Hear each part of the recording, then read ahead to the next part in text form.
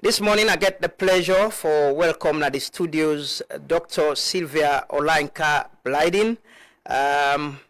We're an intending aspirant for the APC 2028 presidential candidate election. We can get a conversation on service, leadership, politics, and governance. Good morning, Doc, and welcome. I introduce you well?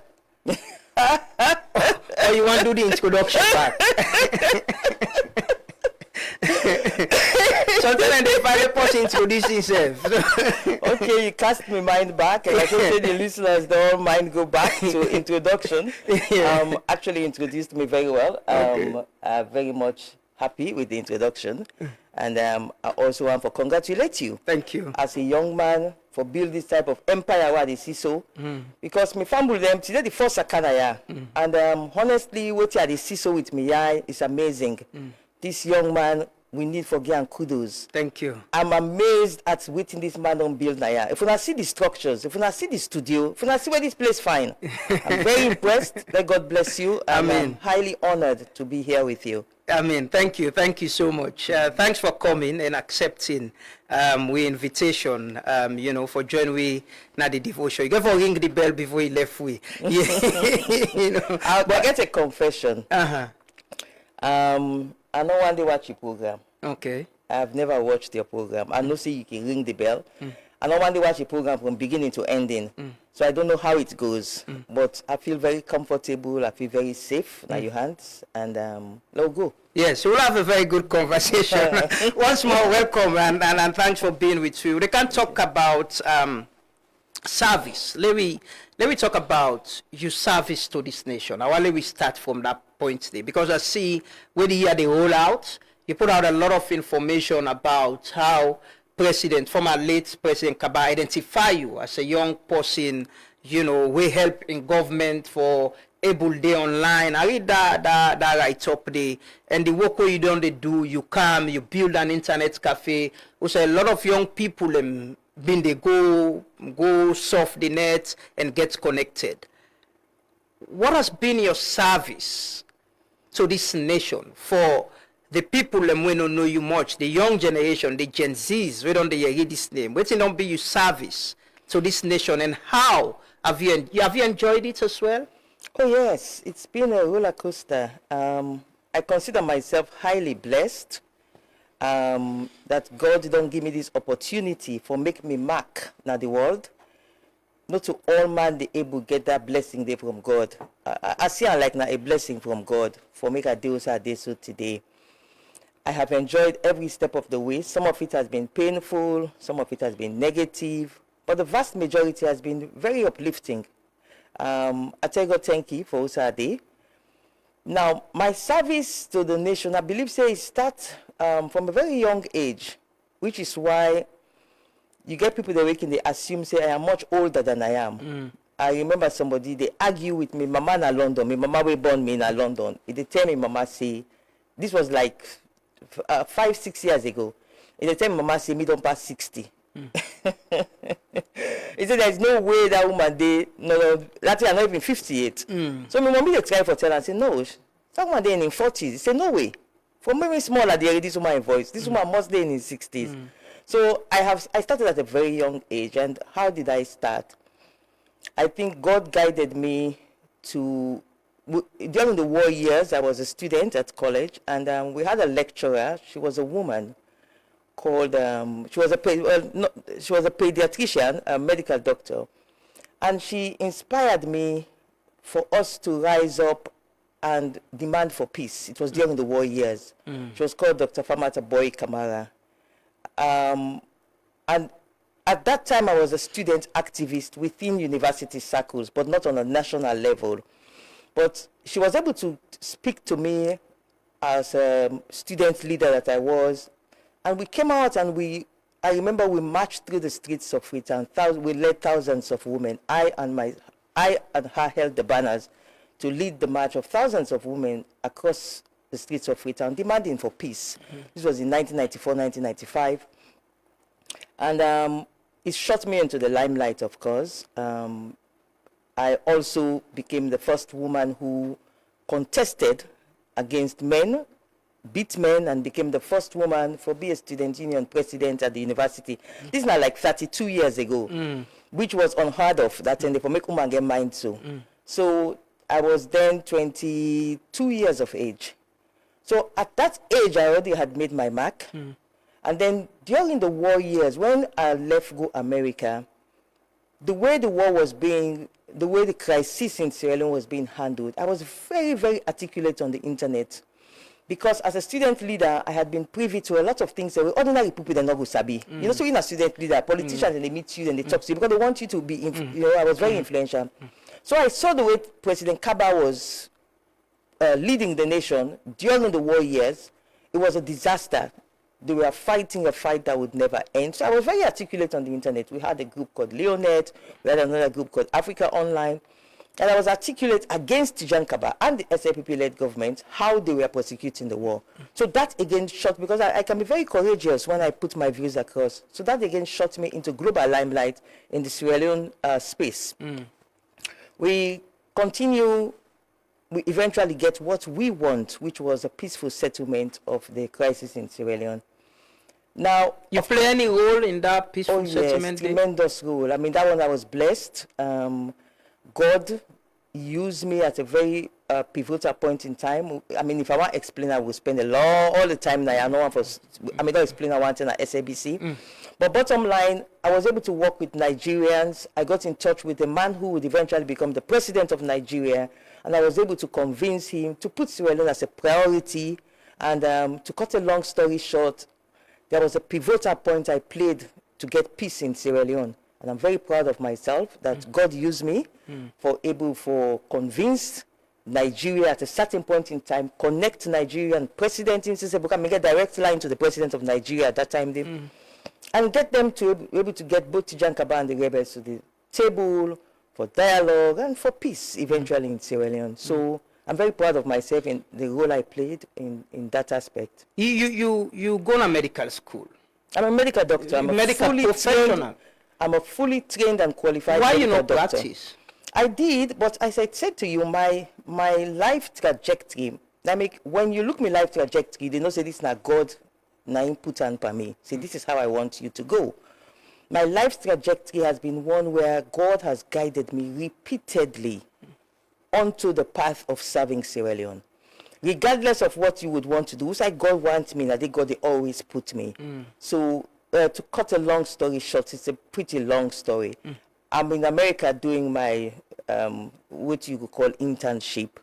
And God guides me that I want you to become a businesswoman doing computer and internet consultancies. Not because of the money, because that 10 day, it was a lot of money. You make a lot of money, not till now. To understand the computer at the turn of the century, they pay you tens of thousands of dollars. So God wanted me. There was a pivotal moment I realized that put the medicine to one side for now, because I'm not only licensed in Sierra Leone as a medical doctor, I'm also licensed in America. United States medical licensing exams, I passed all my exams. So I put it to one side and I started doing business.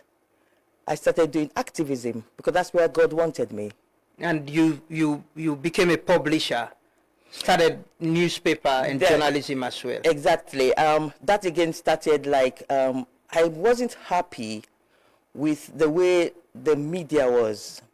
During the war years, as I said to you, I'm articulate, I'm very articulate. And so I was on these social media, we don't call them social media, we call them Leonet, we call them Africa Online. And they had these terrible men who have these egos, will not believe the woman forbids them intellectually. So what they end up, what they used to do was to attack me, you know, with all sorts of cooked up stories because of my views, because of my viewpoints, you know. There's one of them days I'm going to go on Facebook and challenge and say, if you continue along this line, I'm going to handle you. And he just went into his shell. But when you debate them and you beat them intellectually at arguments, they get very, very nasty. So I realized the media, they started using the media. They had some of these journalists, terrible people. You worked for one of them before. And they started using the media to write terrible things about me in the media. And I realized that the media space was not sanitized. It was very unpleasant.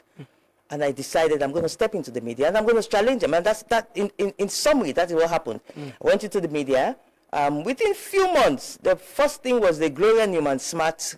There was a woman called Gloria Newman-Smart. I don't know if you ever heard that name. Yeah, I don't know the name. There was this crisis with this woman. In fact, that's one of the things that moved Tijan Kaba to start paying attention to me. Tijan Kaba had been misled about this woman. There was a manipulation. It was electioneering period. All the political parties are fighting for who becomes their flag bearer. And this woman had supported Charles Magai against Solomon Berewa, who was then the favored SAPP candidate. She was the head of immigration. So the forces at play, you know, when power is fighting, they went after that woman in a very terrible manner. Eventually, she lost her life. But I was fortunate to meet her before she lost her life. And she spoke to me from her hospital bed about what she went through at the hands of the authorities. And then she died. Oh, so I went out there fighting for that woman, fighting for justice, fighting for an inquest. And that boomed my media presence. It's just like you, Truth Media. There's a strategic thing you will do that booms your media presence. Yours was fighting for drugs, this issue of drugs. When you did that fight for that drugs, it just opened up. And that's what happened with me. So then Awareness Times became now a formidable force. And it was now the paper to be. And the paper was outselling all these other newspapers that we met. So my contribution again to the media, of course, I empowered a lot of young people. I brought a lot of young people into the media, empowered them, trained them, got them to be formidable journalists. So that's it in terms of the media. So during the period, the day, you know, like you say, you not be one person with the old leadership accountable, political leadership. Big time. Former President Kaba, it came to former President Hannes Baikoma. You were still doing it. Vice President Solomon Berewa as well. And how did things change that you joined politics and became a member of Hannes Baikoma in government? Things didn't change. I was always a politician. That's what a lot of people don't know. I was a politician. I was born into a political family. 7 generations of politicians. 7. I grew up learning politics. I grew up watching my grandfather, one of the most successful Creole politicians. In fact, they used to call him the doyen of Creole politics. I watched my grandfather in politics. I watched my father in politics. And my mother, she wasn't in active politics, but as a student, she had been in active politics, and she told me a lot of things about politics. So I grew up as a politician, and that is how I got involved.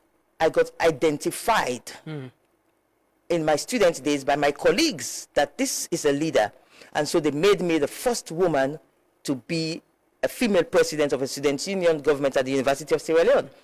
So I was always in politics. I've always been a politician. But remember, in 2001, a political party emerged in Sierra Leone called the Young People's Party. And at that time, I was 29 years of age. I was living in America. The Young People's Party reached out to me that we have looked at all these people who, because the Young People's Party was like the thing of the moment. The war was almost getting to an end. The youths of Sierra Leone were now saying, we can do this, but there was no leadership. So a lot of people wanted to be leader of the Young People's Party. A lot of them. And they were lobbying for these young people to make them leader of the Young People's Party. I didn't even know about these people. And they reached out to me in America. And they say, Dr. Blyden, we have decided you are the one to come and lead the Young People's Party. Oh? Who are you? I don't know these people. And they kept on now lobbying different people who knew me to talk to me. Eventually, one of my brothers, one of my adopted brothers who grew up at the house with me, Junior Lawrence Santigisi, convinced me that these are credible people. Talk to them. So I engaged them, and I realized that they have a vision, but they had no money. Because the people who wanted to lead the Young People's Party was like a quid pro quo. They wanted for them to be leader, and then they would finance the party. So now these people had come to me, and truth be told, at that time I was making a lot of money as an internet consultant. This was the time I would be brave enough to charge a client $10,000 for 1 hour. Yes. So I then decided that I would finance them. So I solely financed the Young People's Party, started sending money for them, renting office. What did your interest?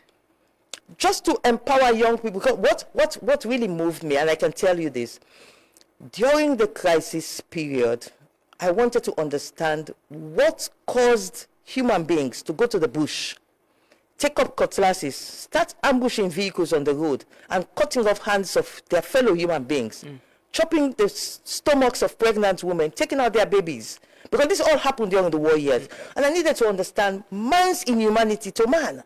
What caused this to happen? So I went on a spree of interviewing so many of the actors. And as I sit here today, I don't think there's any other Sierra Leonean who has spoken to all the actors, whether it is Fode Sanko, whether it is Maskita Bokari, whether it is Superman Mingo, whether it is Bokari, whether it is SYB Rogers, who was actually the war chairman of the RUF. I've spoken to each and every one of these people, including a lady called Mariama. Mariama is the missing link that a lot of people miss in the RUF war. She was the first wife of Fode Sanko who invaded Sierra Leone. She fell out with Fode Sanko and she had to run for her life to Ivory Coast. I was fortunate enough to meet her, talk to her, and engage her because I wanted to understand what causes this war. And then they bring you come closer to the RUF where people they think not closer to the RUF. I wasn't close to the RUF in that sense, but I made sure that, as I said to you prior to this one, at the turn of the century, when you're an internet consultant, money is not a problem. You make money. You charge people a lot of money to do things. So to cut a long story short, I interviewed also, there was something called the Small Boys Unit. They call them the SBU. In fact, one of them is still working for me. I employed him. He's been working for me for over 20 years now as one of my assistants. Now, I interviewed these people called the Small Boys Unit. And I realized the lost generation of Sierra Leoneans, a whole lost generation of Sierra Leoneans who had been kidnapped from their villages, forced to become rebels, forced to become killers, and lost their education, lost their hopes. And one of the other things that happened was that they empowered these small boys to believe that the gun is so powerful. The weapon is so powerful that you can control people because they could control their parents, they could control adults. Just because they have a gun in their hands, they have a bullet. So they could tell you, sit down, even though they are small boys, and they would sit down. So one of the things that inspired me about the Young People's Party when they reached out to me was, wow, this is a way of getting the young people to know that you can get power by the ballot and not by the bullet. Because they have seen themselves as so empowered that they can use a bullet and get power and control whole villages. A small boy can control a whole village because he's holding a gun. And I said to myself, is this God talking to you? That you can get young people to know they can get power through the ballot. And that was for me, it was like a watershed moment.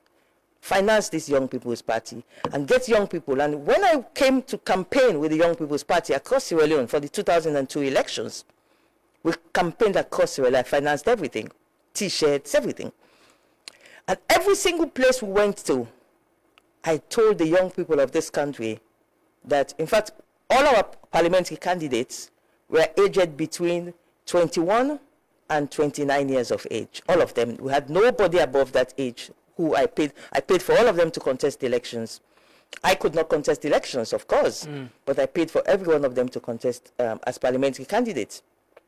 So every place we went to in this country, I said to the young people, whether it is in Blama in Kenema, whether it is in Cambia in,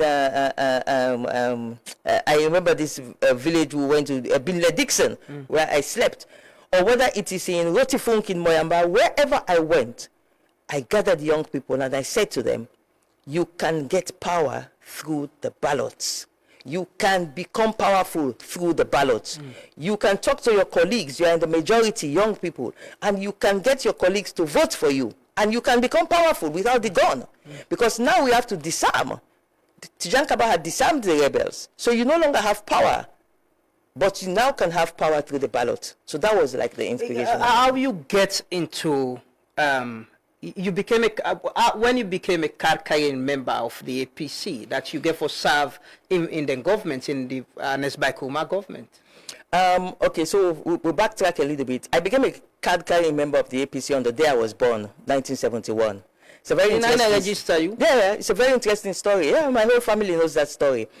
My grandfather was a foreign minister, and he was addressing the United Nations at the moment I was being born, October 1, 1971. His address in the United Nations was a very, very pivotal issue that changed the whole global dynamics. He wrote about it in his book. Whether China should be allowed to take the place of Taiwan at the United Nations. My grandfather led that fight for China. And that's one of the reasons why the Chinese have such a soft spot for Sierra Leone. Because without Sierra Leone, at that pivotal moment, there's no way China would have been able to remove Taiwan from that seat and bring, there's no way China could have been able to get Taiwan out and China take the seats at the United Nations. It was S.A.J. Pratt, Solomon A.J. Pratt, my grandfather, who beat George Bush, who was then the ambassador to, the American ambassador to the United Nations. It was a pivotal debate. October 1, 1971, my grandfather is addressing the United Nations. He leaves the podium after he finishes addressing, putting the case for China. And when he comes out, you know, there's a 4-hour difference between Sierra Leone and America. And he comes out, and in those days, we didn't have social media, we didn't have WhatsApp, we didn't have these things. What we had was something called a telegram. And the telegram, normally, they have, if it's a bad news, it comes to the black line. If it is a good news, it comes to the red line. So my grandfather steps off the podium, and the then head of Chancery, the then permanent representative, walks over to him and says, Mr. Pratt, there's an urgent telegram for you from Freetown. So, but it's marked red. So he opens the telegram, and in the telegram is a message, congratulations, you have a second granddaughter. And that was me. They were telling him that I have been born. Because I was born at the very moment he was addressing the United Nations in a very powerful speech. So then he sends a telegram back, and he says to them, this girl is a wonderful girl. She's born with blessing. Go get her an APC party card. So I got my party card on the day I was born. Yes, it's a story everybody knows in my family. October 1st, 1971, my grandfather... So you born into the party? Oh, yes. Oh, yes. So I always tell people, when you join APC, I joined APC the day I was born. This is October 1, 1971. Yeah. So in all your advocacy life and all of this, and all of it, establishing the newspaper, walking around with the Tijankaba government then, and for being peace and all of that, you get this realization, say you are APC. Always. Let's go back a little bit again. When I'm in America, you know the guy who used to be majority leader of the APC is called Honorable Ibrahim Bundu. Yeah. Okay. Honorable Ibrahim Bundu and myself and a few other people, former Deputy Minister of Energy, he's now late, Bash Kamara, former Deputy Minister of Internal Affairs, former Member of Parliament, Binet, a few of us, less than 10 of us. But mostly myself and Bosco, we call him Bosco, Honorable Ibrahim Bundu. Mostly me and Honorable Ibrahim Bundu. We sat down one day. I remember I sat down with him with his wife at their house until 2 o'clock in the morning. And we were saying the APC, because at that time, Dr. John Khalifa Smart of the UNPP was the main opposition leader in Sierra Leone. But he had left Sierra Leone. He had fled during the war and the crisis, and he was mislabeled. So he had no intention of going back. So there was this vacuum. And myself and Honorable Ibrahim Bundu, we said, listen, Uncle Eddie Toure was then the leader of the APC. He was also in America, but he was sick. He had some heart issues. So there was a real vacuum in leadership. And we said, listen, the APC, we can build the APC. It's an empty castle. This is our party. This was, I'm telling you, this was in 1999, 2000. We said, we can build our party. So what we did, I, Sylvia Blyden, sitting here today, the very first office APC ever had in the United States of America was at one of the most prestigious buildings in America. They call it the Bank of America building in New Hampshire Avenue in Maryland. My money is what rented that office, what contributed to renting that office. So in 1999, I, Sylvia Blyden, paid for the APC to have an office in America. In 1999, I paid for the APC to have a website, bright red website. Within 24 hours of opening that website in 1999 to 2000, within 24 hours, unheard of at that time, we got over 1,000 people from across the world visiting the website. It was massive. It was the interest in the APC. We woke up the consciousness of people. And one of the people who woke up the consciousness to have hope in was Ernest Michael Omar. At that time, he was the managing director of Ritzco. This is a fact. He knows this. And as by Kroma calls us, because we put on the website, we put the telephone number for the APC, because we called it the APC Global Office. We put the website for the APC on, we put the contact telephone number. And as by Kroma calls us, he's so excited. He said, we have inspired him. He wants, in fact, he was saying, gentlemen, gentlemen. He didn't even realize it's a woman, or there's a powerful woman also in the team. His message he left on the answering machine was, gentlemen, gentlemen, this is Anes by Koroma. I have just seen this website. I am so inspired. How can we work together? This was Anes by Koroma, managing director of Ritco. At that time, I was financing the APC. So, 1999, 2000, I'm already full-fledged APC. Now, but not openly or publicly? Openly in America. It's not a secret. We will hold meetings. We will call meetings in America.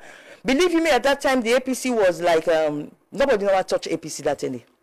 When we call meetings in America, if we get 10 people attending, we are so happy. Oh, we got 10 people.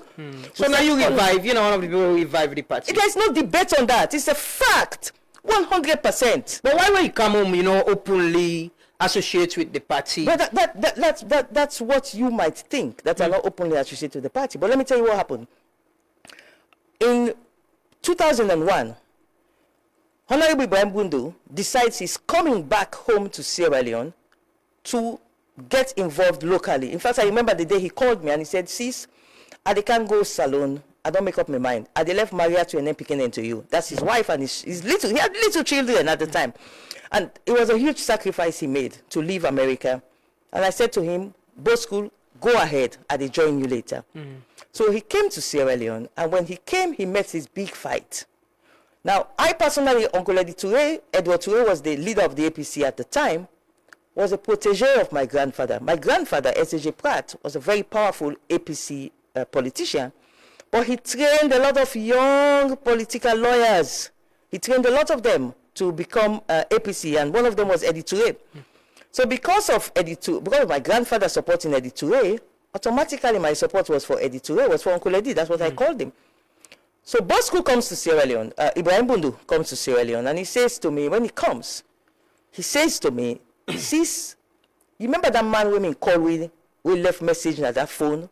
I said, yes. He said, that guy Anes by Kroma? I said, yes. He said, that guy, they nobody know for Ebola move. He said, the breeze where they get Matarodo said on the team front time. He was describing the popularity of Anes by Kroma across the APC. So I said, Uncle Eddie, and he said, he said, not able that Monday. He said, that Monday right now, get APC. He said, of course. He said, so me, I don't support Anes by Kroma. I said, me, they support Anes by Kroma now. So I said to him, hey, bro, I said, this, you look like betrayal. How you go come out behind Uncle Eddie, they go support this man? He said, sis, he said, no option all day. He said, that man, that breeze, he said, I can always remember his word. He said, the breeze where this man gets, he said, matter, we don't know it in my front time. So that is how he came and he supported Anes by Kroma. But then they started this fighting in the party. I've been in the APC. I then decided I would support Uncle Musa Suma. There was a guy called Musa Suma. He was very rich. He had a lot of money. But I wasn't supporting him because he was rich, but because he was my father's friend. I grew up knowing him. It was personal. Yeah, no, I grew up knowing him, and I had seen him become successful in business. He was a millionaire, multimillionaire in business. And I realized to myself, if he could become this successful, he was born in Cambia, Guinea aspect. But he came and he built himself. He wasn't from a rich family. I said, if he could become this successful, then he can be a good president. So I discussed with Uncle Musa Suma, and he said to me, Sylvia, I can't take over my business. He had a lot of confidence in me. He spoke to his wife, and Ramatu, and he said, let her come and take over. He had this Xerox copying computer stuff business. He said, come to Sierra Leone, can't take over my business, me to go into politics. Me to go into, active leadership because he wants to be president of Sierra Leone. So I was supporting Musa Suma. I realized that because, okay, Uncle Eddie, they don't try, supporting Musa Suma, Bosco, they support Anes by Kroma, some of the other men, they support Anes by Kroma. Amadou, then people, then they begin fighting inside APC. It was nasty. It reached the point where I said to myself, I cannot be a part of this. You left? I not left. The coincidence what happened was at that point when they fought themselves, it was very, very bad. I won't say it on air. It was very nasty. At that point, it's the point now when the Young People's Party contacted me and said they want me to lead their party. So on that basis now, I now contacted the APC and I said to them, I'm taking a sabbatical from the APC. Suspend your leader, membership. Oh yes, I suspended my membership. I took a sabbatical and I came to lead the Young People's Party. So that is how, because there was no, listen, the 2002 election, the way APC fought, we safe 2002. And I see no party fought themselves which how we fought we safe. So how you come back now the APC and come serve under Ernest Bai Koroma? Well, of course, I was in the Young People's Party in 2000. And buy mobile phone for every single APC district chairman. You buy mobile phone for them, load their phone, motocar. He had money. But Ernest Koroma, without all of that, they were able, you know, politics again is manipulation. If you can manipulate and get the better of the other person. So they were able to get into Nkomusa Suma's camp, and they misled Nkomusa Suma not to go to the convention. On the guise that if he doesn't go to the convention not go all. Biggest mistake he made. So he not go to the convention. When not go to the convention, and Ernest Bai Koroma didn't go to the convention, then vote Ernest Bai Koroma, he became leader. So with all his money, he could not lead the APC. But I'm just giving you this for you to know that I've been deeply within the APC struggle since way back then, not just financing the APC, not just building the APC in America, but since way back then. Now, I came to lead the Young People's Party, as always happens, like what is happening now in the NGC. Small parties, eventually they disintegrate. And people started, because I used to work for Yaya Jammeh in the Gambia, they started building up these stories now that, oh, Yaya Jammeh may give me almost $100,000 for can contest as Young People's Party, me don't eat this money. You know, they start this propaganda and they start this serious infighting within the party. So by 2004, I decided to leave the Young People's Party. So I wrote to the party that I'm leaving. At that time, it was the Administration and Registrar General that you write to when you are leaving as leader of a party. So I wrote to the Administration and Registrar General and I left the YPP. Now, in that same 2004, I was involved in a plane crash at Lunge Airport. And Honorable Ibrahim Bundu, to cut a long story short, he brings Ernest Bai Koroma to my hospital. I was admitted at the hospital. So that's the very first time I met Ernest Bai Koroma. Interestingly, I had worked as YPP leader in 2002, and he had been APC leader, but we had never met. We had never met. So the very first time I met him was in 2004. Bosco brings him to my hospital because Bosco, I keep on calling him Bosco. It's called Honorable Ibrahim Bundu. Honorable Ibrahim Bundu brings him to my hospital, and for the very first time I met Ernest Bai Koroma, I have a conversation with him. He inspires me that, okay, this guy is a really nice guy. So I remember I spoke to Bosco after. I said, hey, but this guy is a nice guy. You admire him? Yeah, because at that point now, remember, as I told you, the 2002 fight was very nasty. I didn't like what he did to some people that I admired as leaders in the APC. But from the moment I met him, I remember after he left, I wrote an open letter to Tijan Kaba, where I criticized Tijan Kaba that, listen, your compatriots have been involved in a plane crash. Not any of your ministers, apart from Alpha Timbo, who was a personal friend of mine who came to the hospital to visit me. But none of your other ministers came. And I wrote a powerful letter where I praised Ernest Bai Koroma as opposition leader, and that letter went viral. So Ernest Bai Koroma got so happy, he's kept in touch with me now. He starts calling me on the phone, in both school. I remember my birthday that year was October 1st that year. Ernest Bai Koroma wanted to come to my birthday party. So both school and bring to birthday. I said, no, they are not bring at this, you know. So he calls me on the phone. I remember we spoke on the phone. And from that moment, he said to me, I think it was around midnight. He says to me, you know, say, me say your birthday today. So I said, how you birthday? So he said, well, it just don't pass midnight. Me October 2, me born. So I was like, oh, okay. So from that moment, I started calling him, oh, my birthday mate. So we became friends. And let me tell you something. And it's by Koma's biography that he used to contest the 2007 elections. I wrote it in 2006, in February 2006. You were that close? Yeah, we were very, very close. We were so close that I had a boyfriend who would say, yeah, this guy are not clean. They're jealous. Yes, we were that close. So he was my friend. I wrote his biography to win the 2007 elections. But where we fell out again was the party seemingly supported Philip Neville in January 2007 when Philip Neville did that horrible thing to me. When I took Philip Neville to court, it was the party's structures. You know, all political parties, you have structures you create one of the structures you create is when your partisans get into problems, you forget Osbook for go bail them. So the party, all political parties, I mean sober political parties, you have people who get Osbook them. The Osbook them, they on standby for go bail when you party person get problem at court.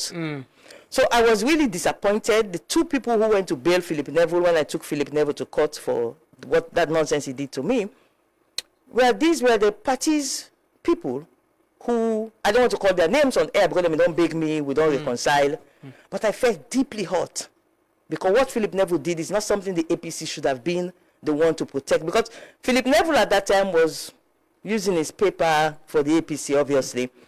But for them to go and bail Philip Neville using the party structures to bail, I was so angry. I called both school, I called Ernest Baikroma, and I said to them, I am not, if you people can do this, then you don't really consider me APC.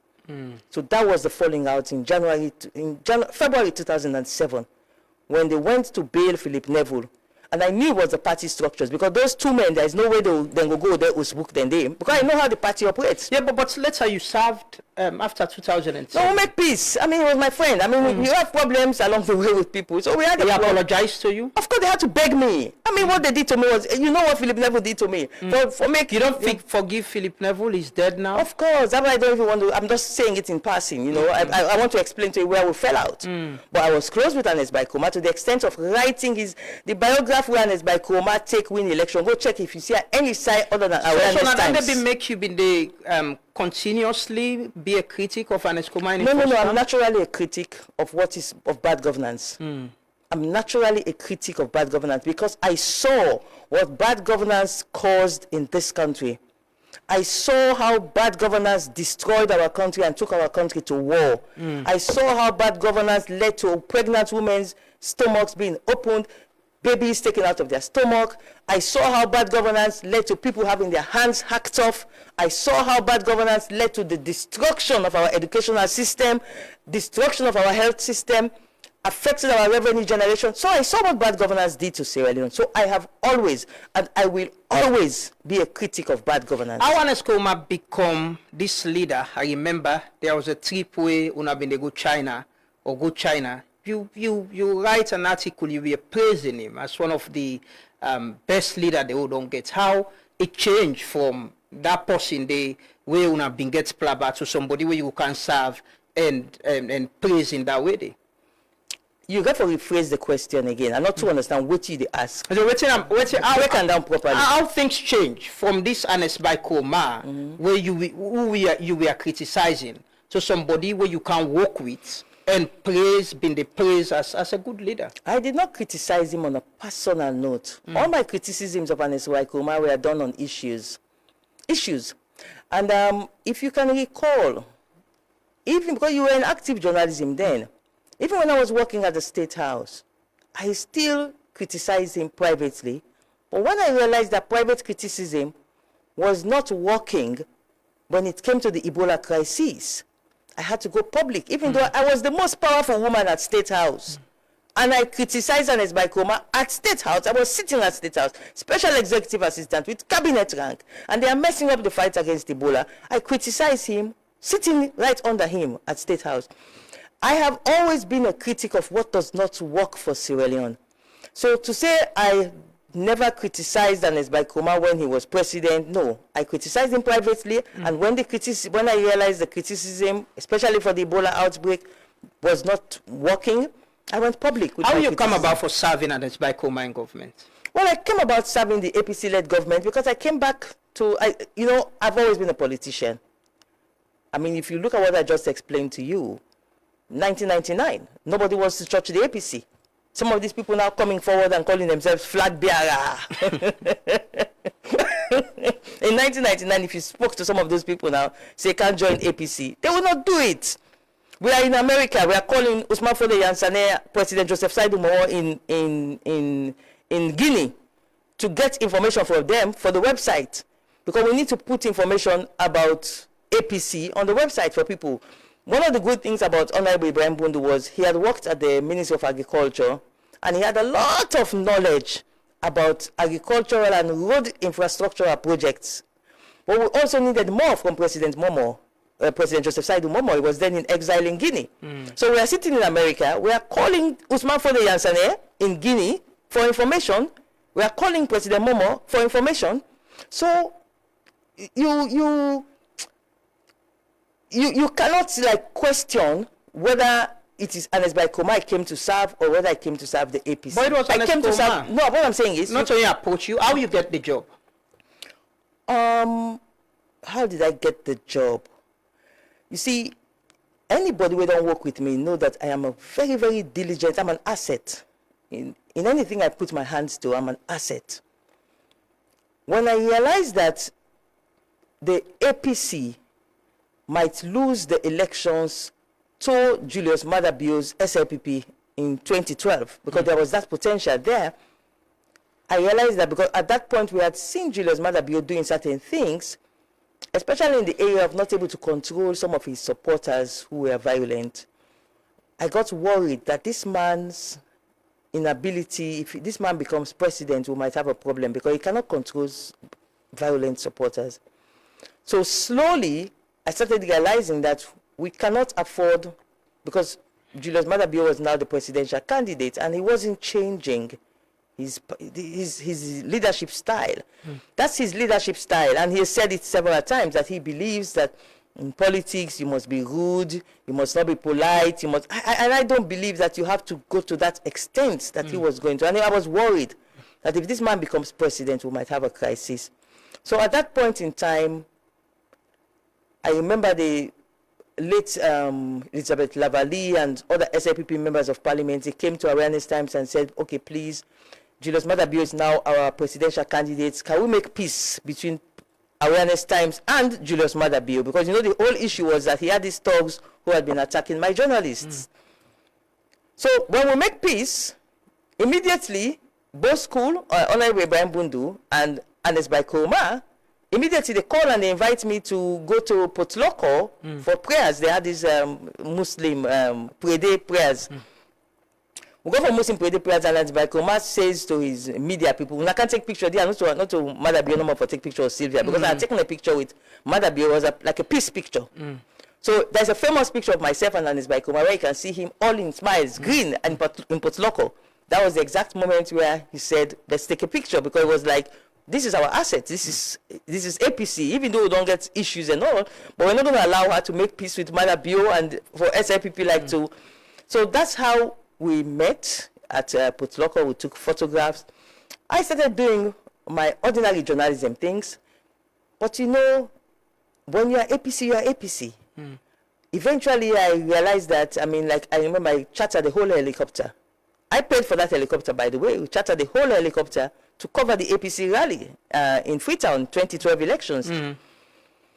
And got myself really involved in. Was that investing with the hope, say, you join the government after the election? No, it was just, first of all, let me tell you something. I can always take care of myself. I don't need a government job. I don't need, whatever I see I do is to serve Sierra Leone. I don't need, I sabi make money. I mean, I'm a businesswoman, I sabi make money. I don't need any government job to survive. I don't need any government largesse to survive. I can make money on my own. I tell you, I charter one helicopter. Yeah, but you for support the campaign and the election. Yeah, about Maada Bio not winning? But yes. Maybe don't make peace with Maada Bio. Yeah, but he continued. He continued seeing the poor leadership style. It was to ensure Maada Bio didn't win. I would not use the word spite. It was to ensure he not win. Oh, most definitely. And Ernest Bai Koroma win. Oh, most definitely. Ernest Bai Koroma been get any bargain, any commitment? No, it wasn't. I'm an APC. It was natural. It was a support to the APC or Ernest Bai Koroma? To the APC, of course. In fact, when Ernest Bai Koroma offered me the job at State House, I was the first person he offered the job. He offered me the job. He said, I top not announced results yet. How? He was sure of winning. No, come on. You know, they have this thing called RRF forms. Okay. Any summer political party, when your agents come with your RRF forms, you input them into the computers, and you start seeing your results. There's a certain threshold where you reach, where you know, say, this are kitchen beats, not there again, we don't win these elections. When you reach a certain threshold, for example, if you have 5 million people registered to vote, you need 55% of 5 million. If all of them go to vote, you need 55%, not so? Now, if you don't count, if I make it simpler, let's say 100,000 people register. You need 55% of that 100,000, which is just 55,000 for if all man go vote. If you don't input your information into that computer don't give you 56,000. The votes that still they come in, but you don't get now your own APC system. You don't see 56,000 don't come in, even though the votes are not coming yet. You know, so you don't win this election. It is simple. Electioneering is a very simple process if you know what you are doing. So we knew what was happening. On the night before Christina Top announces the result, I was very close to Ernest Baikoma. He calls me, I go to the lodge, and he offers me the job. He says he wants me to be near, but I remember his exact words. Sylvia, you're very smart. Because I know during those campaigns, there were certain things Ernest Baikoma not me to see. Now we can see. Say, hey, pa, look here now, you know. So I really helped him to see. So he started teasingly calling me his eyes. He said, he provoked, say, this so. Trust you. Tremendously. Ernest Baikoma had tremendous trust implicit trust in me. So anyway, he calls me the night before and he says, I want you to come near me at State House. He said, I can send you to any ministry to help me in government, but I want, and my immediate response to him was, I said, pa, the lapses with me sip on these elections with him, because there were some lapses. I said, the party weak. I said, I want to go work at the party headquarters. And he said, no, I want you at State House. I want you near me at State House. Because I wanted to work at the party's headquarters, because I saw so many weaknesses in the, yes, there were so many weaknesses in the 2012 elections. So my original plan was to go work at the party office, the party headquarters. And he said, no, come and work at State House. That's it. In that capacity, una work together. Very At much one so. point, you even refer to as so far the best leader Sierra Leone has ever had. How una fall out to a point where you even don't say former President Nkrumah is a threat to National security. Yeah, and I mean it. I meant it. You see, only God and fools don't change. And as Baikoma, I repeat, is one of the best leaders that this country has ever had when he was president. I will say that. It's a fact. And as Baikoma's legacy, recently, for the first time, it was revealed by Karamo Kaba. You know, Karamo Kaba used to be a... I have never said it to people. Of course, the top hierarchy of the party's top hierarchy, they know, because Ernest Baikoma had called a meeting and he had told people about his handing over notes. That I was the one who wrote his handing over notes. This is a fact. But I had never told anyone until recently, about 2 weeks ago. Karamo Kaba goes on Facebook. I was writing that, I said 2018, Bo lost the election. He gone away. No, I didn't name him. I said no minister not going to mind talk to Madabio, talk to SIPP. No minister not going to mind going to radio and television. I said, pass Sylvia or Blyden. And this was a fact. I was the only one brave enough to put on radio and go on national TV, go on radios and start talking that the APC is coming back. None of them get mind. So Karamo Kaba, in defense of himself, he goes and he inadvertently reveals to the whole world, he replies on my Facebook page that, no, Sylvia, myself me they talk. The tell where you they edit Ernest Baikoma handing over notes in 2018, May 2018. I wrote Ernest Baikoma's handing over notes non-stop for 3 days. Because everybody made abandon that man. Everybody, this is a fact. His so-called ministers, this, that, nobody not in there for right handing over notes. I wrote Ernest Baikoma's handing over notes in May 2018. That handing over notes where Ikego give to Julius Madabio, I wrote it. I had never said it, and I had never had any intention of saying it until Karamo Kaba went to write on my Facebook page that the 10 self where you write and is by Kuma handing over notes, I'm in there near you, where you the write, which was not true, but he was trying to confirm what Ernest Baikoma had told the entire leadership of the party, that APC owes Sylvia Blyden. Because if not for Sylvia, we're not handing over notes. But there was no one. I remember 2 o'clock in the morning, I had to call the night before he handed over the handing over notes to Julius Madabio. There was certain financial and statistical information that I needed. The then financial secretary, who had just been sacked, Edmond Koroma, I'm going for column. Say, Edmond, I need so information. Unless for hand over these handing over notes to Madabio tomorrow morning in a State House. I need for input them. Edmond says to me, he not savvy with for begin snap the thing I want. He said in don't relocate in the Lunge airport. It's up now at Lunge. 2 o'clock in the morning, I had to wake up my assistant for cross with charter boat, for cross go Lunge, for go meet Edmond, na in Os. For cross back with the boat, for car with the information, so that I can look at and make sure say I edit so that every single information inside the handing over notes is factual. So this I did for Ernest Baikoma after I had lost the elections. How we become this bad person? But no, I'm now telling you, this was after he don't lost election. Yeah. These are the 10-hour Lima, Lawrence Lima there. When they go on radio and television, they go talk to Ernest Baikoma, they get secret meeting with generals in McKinney. There was no one near Ernest Baikoma to know what to do. I had to create an administrative vehicle where could they use for protect Ernest Baikoma for the reply to Lawrence Lima. So I did all of this for this man. To the extent that was with him as Africa, his personal assistant. Sharif was with him as his personal Sharif, assistant. always I say so. Sharif will confirm everything I'm telling you. Let's not go into that, all right? Just Sharif will confirm everything I'm saying now. Now, it got to a point where the magazine in London called Africa Confidential. You know Africa Confidential. Yeah. When Africa Confidential they attack Ernest Baikoma, then they put me saying that me they write for Ernest Baikoma. How did they know? Because Ernest Baikoma had people like during that GTT report. He don't want to go Guinea. He calls me from Guinea. He had a lot of trust in me to do things for him. So I had to draft certain statements for him. How Africa Confidential managed no? Now the people they made Ernest Baikoma na Guinea. Now they expose saying that Dr. Sylvia Blyden writes the statement for Ernest Baikoma because I was doing it to help him out. The man was distraught. You know, you just lost power. All man don't betray you. The only person they near you able to trust us if you're like a Blyden. This is a fact. In appointees, this is a fact. So now for someone like that, for the situation to change to where it changes to now, where I say and I affirm, it is simply because when he lost power, he became, you know what I can say, you put a cat in the room and you beat that puss. You put in a room, you lock the mouth. You beat the puss, you beat the puss. The puss now they get option, pass for come out now, for do anything you want to do with you. And Baikoma was boxed in. And he kicked in a lot of self-reservation where he wanted to protect himself at the expense of the state. And I realized that this is not fair. And I gave him certain advice about certain ways he should go. He didn't want to go in the way I advised him that he should go.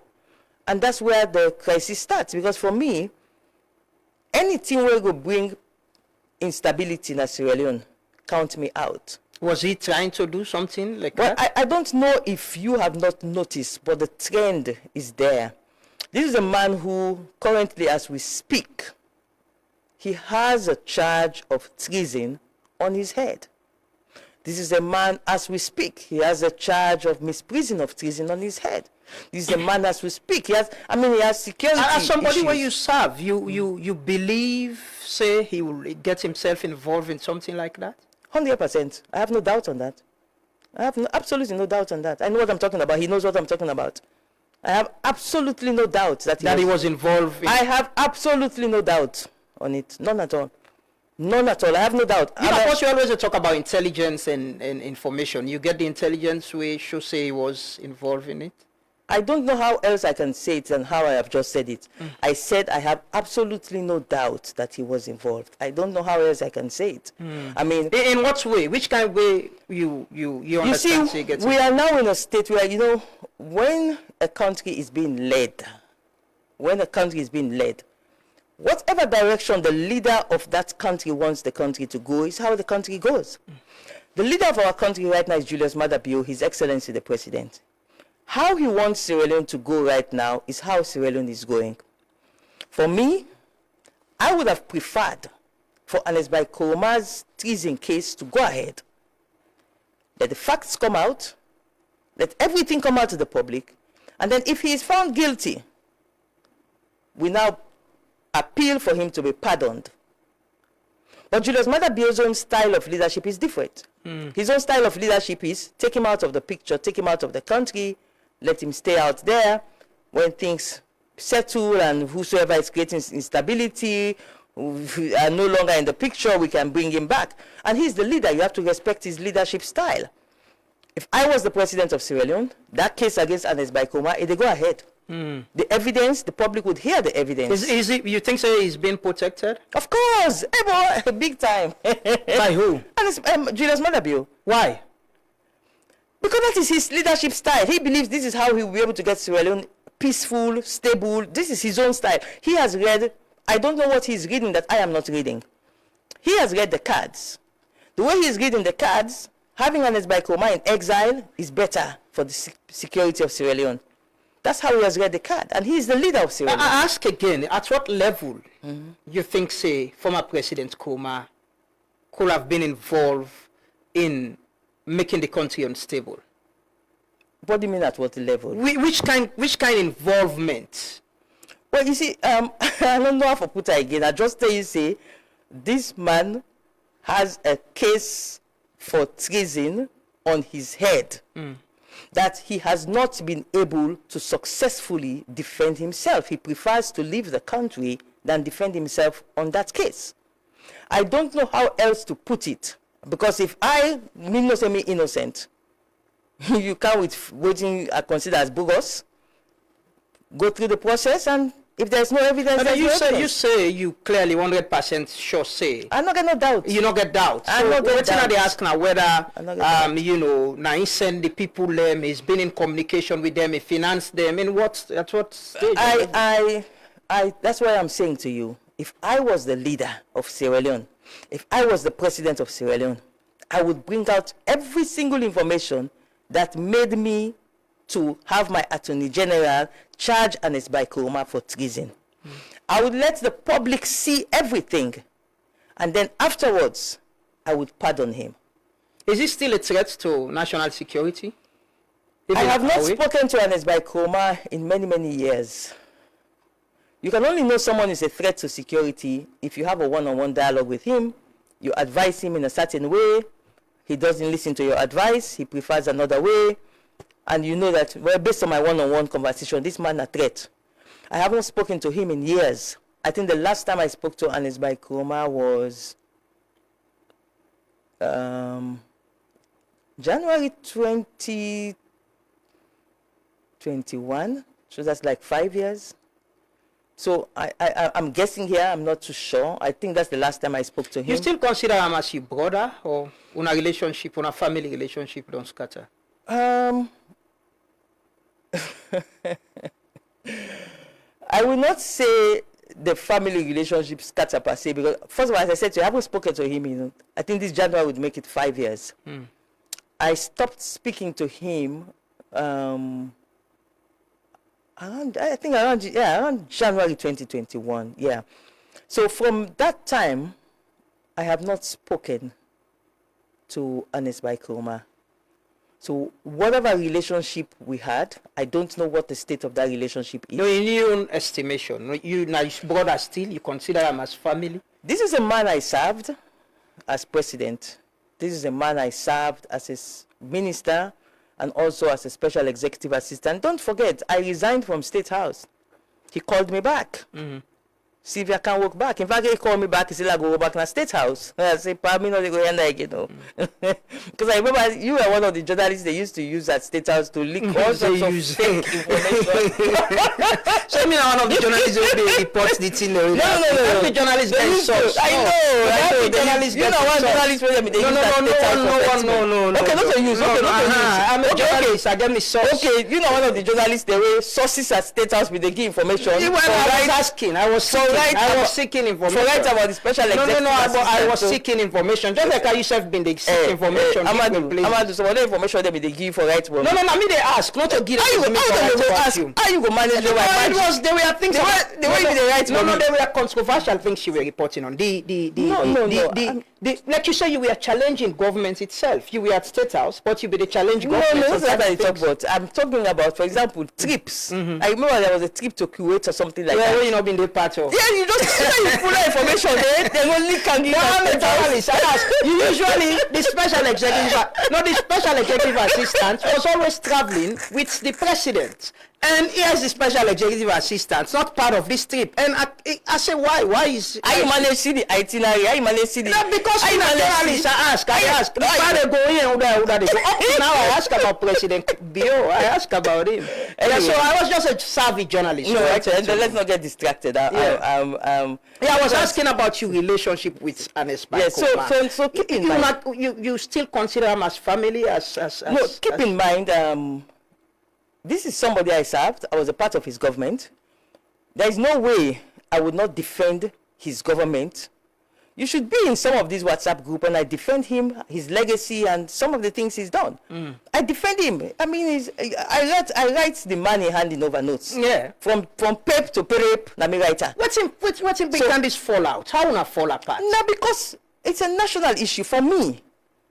Peace, stability. Me are the only person in this country we interview every single actor you can imagine na this rebel war. So now because you not agree for join former President Koroma for bringing instability, or because you are aware of it, make una scatter? President Koroma was, as I said to you, who was caught with his back against the wall. The first law of nature is self-preservation. Everybody wants to preserve themselves. Now, depending on how you interest for the common good override your interest for yourself, you can balance your selfishness as a human being. But human beings are innately selfish. We are selfish. We want what protects us. But the more you care about the common good, the more you reduce what you want that protects you, and you increase what protects the common good. I have a lovely relationship with Ernest Bai Koroma. Ernest Bai Koroma in Osna Makeni, I had unlimited access. Yeah, I remember you traveled. Ernest Bai Koroma in Osna Godrich, I had unlimited access. In the tongue, in other tongue, in people then they give me key for enter. If I go Makeni, Ernest Bai Koroma in other tongue, I get something for doing at Makeni. His staff would open the house for me to go there and sleep there. That is the relationship I had with him and his family. It was a family relationship. Now, it falls apart when you have your viewpoint about how the country forgo will keep the country stable. Somebody else gave them viewpoint about how the country forgo will keep the country stable. And if your viewpoint is one where there is so much divergence in how you think, eventually it will create some, especially at that level, because we are talking about the nation here. You were advising former President Koroma then? You will give advice or talk to them? On what? Security or... Of course. On a lot of things? Of course. You know, will take your advice? Well, it took some. It took some advice, yes. It took some advice. Is there anything personal between you? Nothing personal. Nothing personal. Believe me, it's a policy difference. I defend Ernest Bai Koroma when it has to do with something within the life Panam. I defend him. I defend Ernest Bai Koroma when it comes to his legacy. I defend him. His legacy as president. He's one of the best presidents we'll ever get. It's a fact. I served him in his government. I would always defend his government.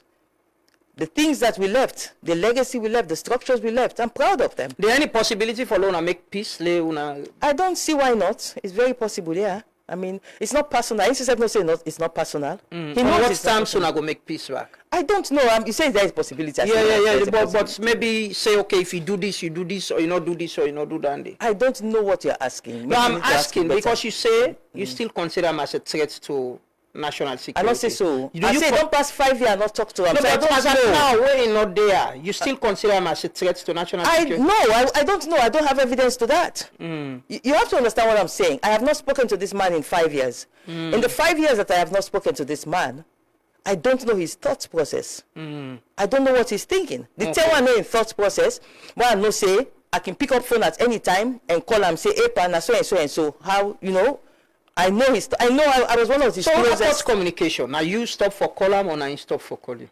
I don't think somebody stopped to call. I don't actually, to say the honest truth, I don't even know how it happened. What I know is that he had this puppy in Holland. We begin to misbehave, When they were doing their strategies, they needed to get my voice out of the picture. So because my voice was so powerful, that if they not mean demonize me to the rank and file of the APC, if they not mean cook up all their lies here, they broadcast them, it might have been difficult for them to get away with certain things that they want to get away with. So you had this puppet who started attacking me from Holland. And I think that's because when you know the truth about who controls that puppet, and you know the person who controls the puppet cannot stop the puppet from attacking you, you know that, oh no, this is now serious. And that puppet was really attacking me. So that makes it personal, that he's sending someone after you and you. No, not personal. I tell you, it's a policy thing. It's like, listen, this woman, if we not demonize this woman inside APC party, if we not lie on this woman to people that are this APC party, we'll get problem. Because what you want to do, this woman in they go so. So it is like, it's a policy. You know, in political party, they have what they call dirty tricks department. So to me, if you're a politician, certain things you don't take it personal. You know that this is a policy direction that you're You think you've said anything against your former boss and Esbai Koma where you get regret over? No. You stand by all which you don't say. Every single thing, of course. I don't tell you, say, Mother Bio get in your leadership style. His leadership style is taken as by Koma out of the picture, keep him away, and eventually maybe they will bring him back and maybe remove the case from the courts, and the country will be stable, then we'll make peace like how they do in Kenya. That is Mother Bio's own style. My own style would have been expose everything, let the public know everything, and then if he's found guilty, pardon him, and then we'll make peace. But we have different leadership styles. You consider former President Koma as an influential person within the APC party. You're in a comrade, right? Of course, a very senior comrade. He has served as the chairman and leader of the party. You consider him as influential person when they go lead up to election for elected flag bearer? There is absolutely no way Ernest Bai Koma not will be influential at the APC till he die. He will be influential in the APC until he dies. But influence is given to you by God. You get my point? So now if God say you would influence certain things, God would allow you to influence certain things. If God will give you that power for influence certain things, God say, but you don't pass mark, not to so. God will remove that influence there from you. I don't know if you get what I'm saying. So that's it. Yeah. You think, say, he'll be influential in the party selecting or electing Uda for be flag bearer for 2028? I just answered that question. I don't know how to answer it again. No, we could answer with God in divine intervention. No. Make influential. Because I don't know. I'm a Christian, and in Christianity, everything you are taught is that now by God in power. I think even the Muslims, inshallah, everything now by God in power. But you say you'll be influential in the party until you die, right? Of course. So you think, say, influence gets any role for play in the election of Uda be flag bearer 2028? If God agree, if God says so, then his influence would negate or add to. Because it depends. Influence can be negative, it can be positive.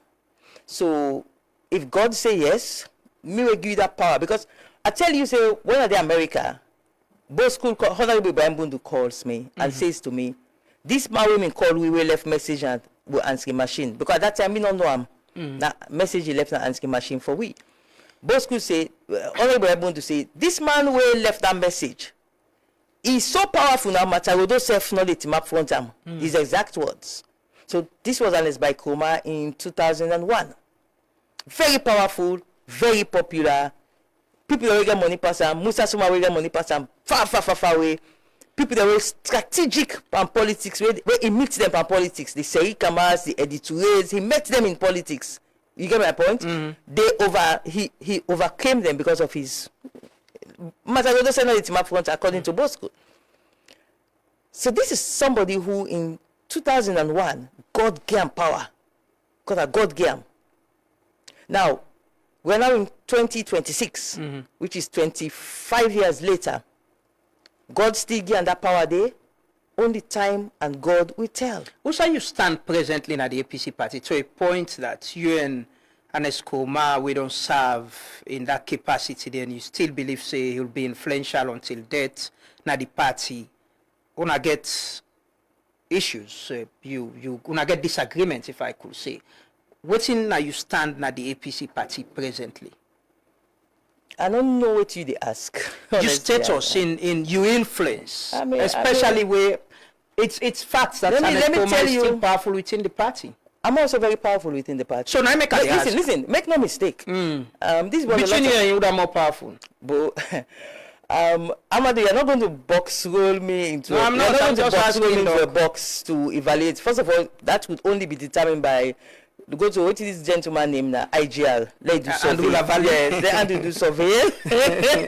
And we will because I get the skill set. Yeah, but you can see and say no. No. I won't know. I won't know. What I know is I know I'm powerful. I know I am loved in the APC. I'm one of the most popular figures in the All People's Congress. This is the fact. You cannot take it from me. It's a blessing from God.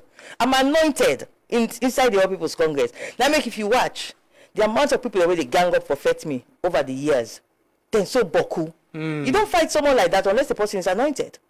So you see them, they create, then they keep Fatima and they create people the way for sort of fiber Sylvia, for neutralize Sylvia in effect. But it hasn't worked.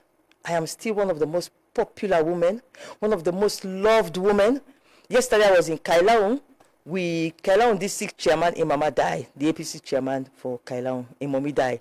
So I go now the 7 days. If you see the love for me from these are party stakeholders in the APC in Kailaung. Across Sierra Leone, I am loved.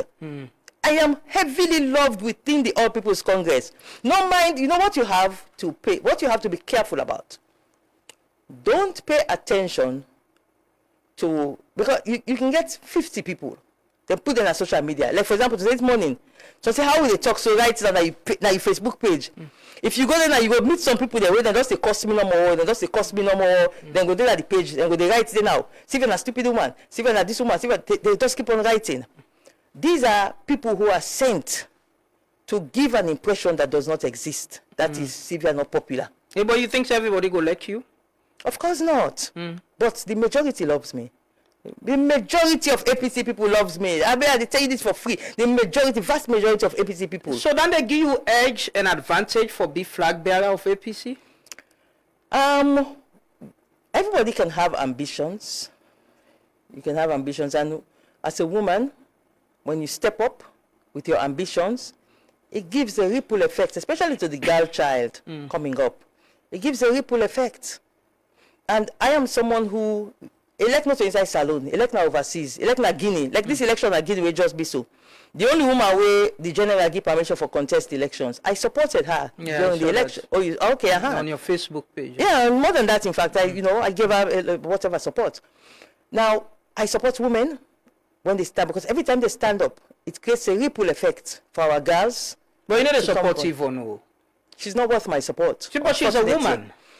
It cannot be blind support. You have to look at someone, there are certain characteristics. I support her on things that, for example, recently, she was doing something where I know say this, that the correct thing they do, where they raise alarm, say, the way the body then they fall down the street, the amount of the body they pick up as a council, and you see that what she's saying makes sense. But people let me, they try for mocker. And I stepped up to say, no, because this, and again, this is where your selfishness as against the common good kicks in. I don't like Yvonne. I don't like what Why Yvonne you not has like tried Yvonne? To, because she's tried to destroy me. I mean, it's not a secret. In what way? Okay, let me land. Okay. I don't like Yvonne. I don't like what she's done to me personally. But when you look at the common good, which is the body then they fall down the street, and then they try for suppress, like saying a nonsense Yvonne they talk. Well, not a nonsense they talk. I stood up to support her because in that scenario, the common good is bigger than my selfish personal issue with Yvonne Akisoya. So I stood on my surprise, say, I see that they support Yvonne, so I supported her because it was the right thing to do. The body that they fall down the street too much, the woman they talk the correct thing, or they can't begin to tell we say let the woman go do autopsy. Who's kind of nonsense this? So I supported her. There are things again, recently, she appointed someone as chief counselor at the council. Well, she and the council, they appointed. And the person appointed is a woman. Other councils, them like a Kenema, they get chief councillor. Other side, they get chief. But because this one a woman, I don't want bully her. I said, no. So I stood up again, and I supported her. But I don't support blindly. And especially somebody who you know goes out of their way to try to destroy you, like Yvonne tried. How will Yvonne try If to... they will go to ChatGPT, right, and say, how did Yvonne Akisoya try to unbox? No, people when they listen now, they could understand, they could know. It is a it long... personal? It is... I don't know. You know, I think they fool Yvonne. They misled her that she can take me on and bring me down. She was misled. Because if me can a community of people, and I meet somebody where me ain't come out from a same background, a smaller background than that big community there. I meet that person, they're already in place. Then I find out, say, the other people that are already in that community, then seem for they go after this person, with me ain't get the same background. So God, I need to join them for go after that person there. I must think to myself, say, this lady, where them busy, they attack this lady so. Is it possible that then they attack her because of the attributes that we get where we own background get? That would have been my thought. What you even do is, she comes in and she thinks that, oh, okay, her perception is they're not like Sylvia and her APC, so I can replace Sylvia. She thinks it's that easy. So she comes in and she starts doing her manipulations, she starts doing things, starts lying about me. Is this a fight between you and him? Is it that you think that she's fighting you? She's always fought me since he came. Since he came. This is not a lady where, when I made the run me newspaper awareness times, I promoted her big time. Because we're from the same church. We're from the same network.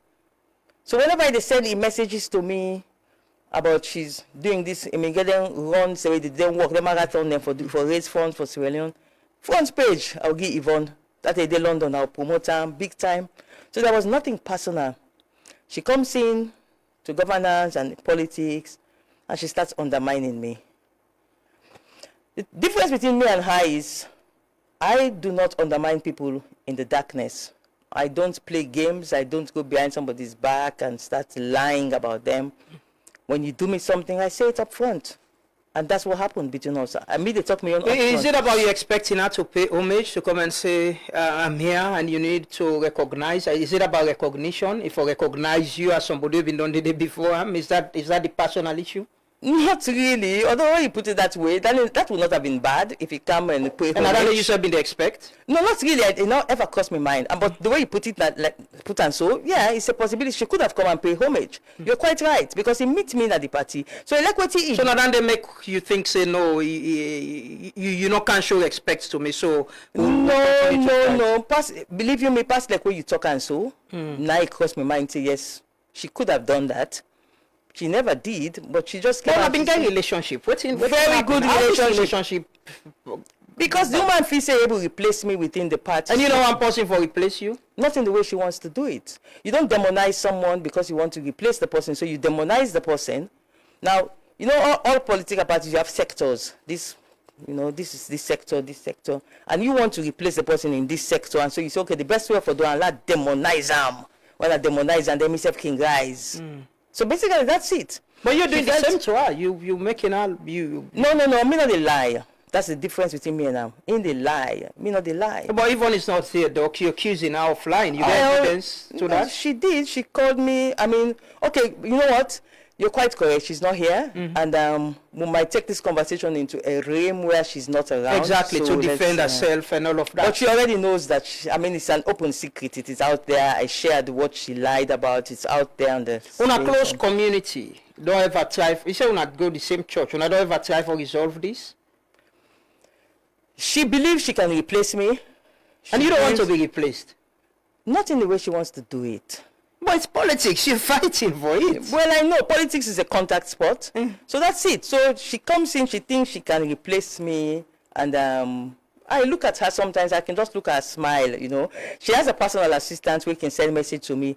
If you say you're tough, we don't shoot you in a corner. You know, she has this personal assistant who sends me this message. And I read his messages and I just laugh sometimes. I look at her and I smile because the journey I have traveled, the experience I have, the relationships I have built, It's not something that dissolves. But this is family, like you say. When I get close relationship, right? In politics, because it's a contact sport, and because for some people politics is a do or die affair, they forget about the family aspect. Politics is politics. And family not don't try for resolve una. When somebody believes, say, then he able to shoot somebody in the side and take over the space where the person dey, that person is not interested for resolve because the person believes say he's so tough.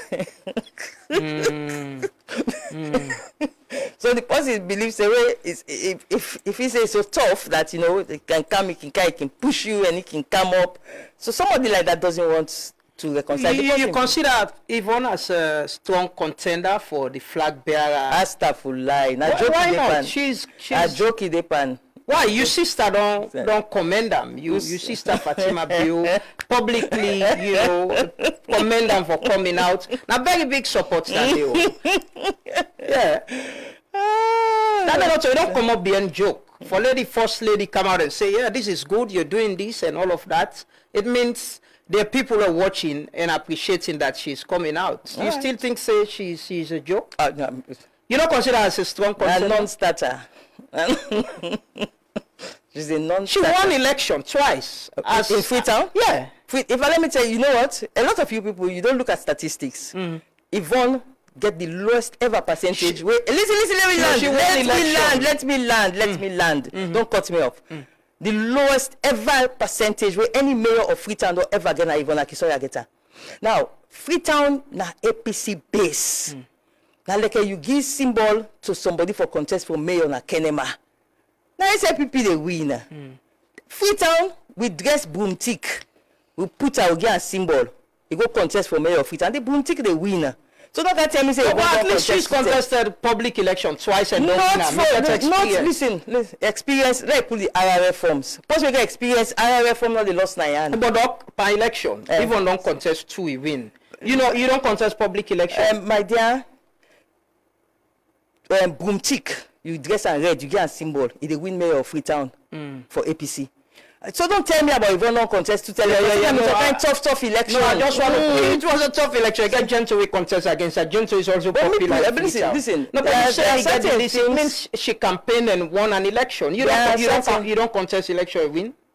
Donald Trump did not contest any election. No, I'm asking you, not to Donald Trump. Donald Trump did not contest any election before he win landslide in America. So you don't need to contest. That is a cheap. Listen, that's a cheap gimmick. Can we agree that everyone gets election experience than election experience? What? In contesting an election, campaigning and winning. Me go ask Yvonne first. Let's give you the RRF forms, the results for that election where he contest. Where pull that results? He say, okay, polling station this number I get. Polling station that this number I get. Where pull the results? So you go tell me say get electioneering experience. I beg dear, no talk about that topic. Now the technical thing they talk about. She doesn't have it. But waiting at the ask. Waiting I want ask quickly. Broomstick, you get a red, you get a symbol. Yeah, can't contest. It a bit SLPP in a Freetown. This now you feel slighted that your sister openly First Lady Fatima Bio comments now in declaration. I have no comments on that. I'm sorry. Why not? I don't want to talk on that. Not one thing I will talk. I don't want to comment on it. Only your sister feel offended.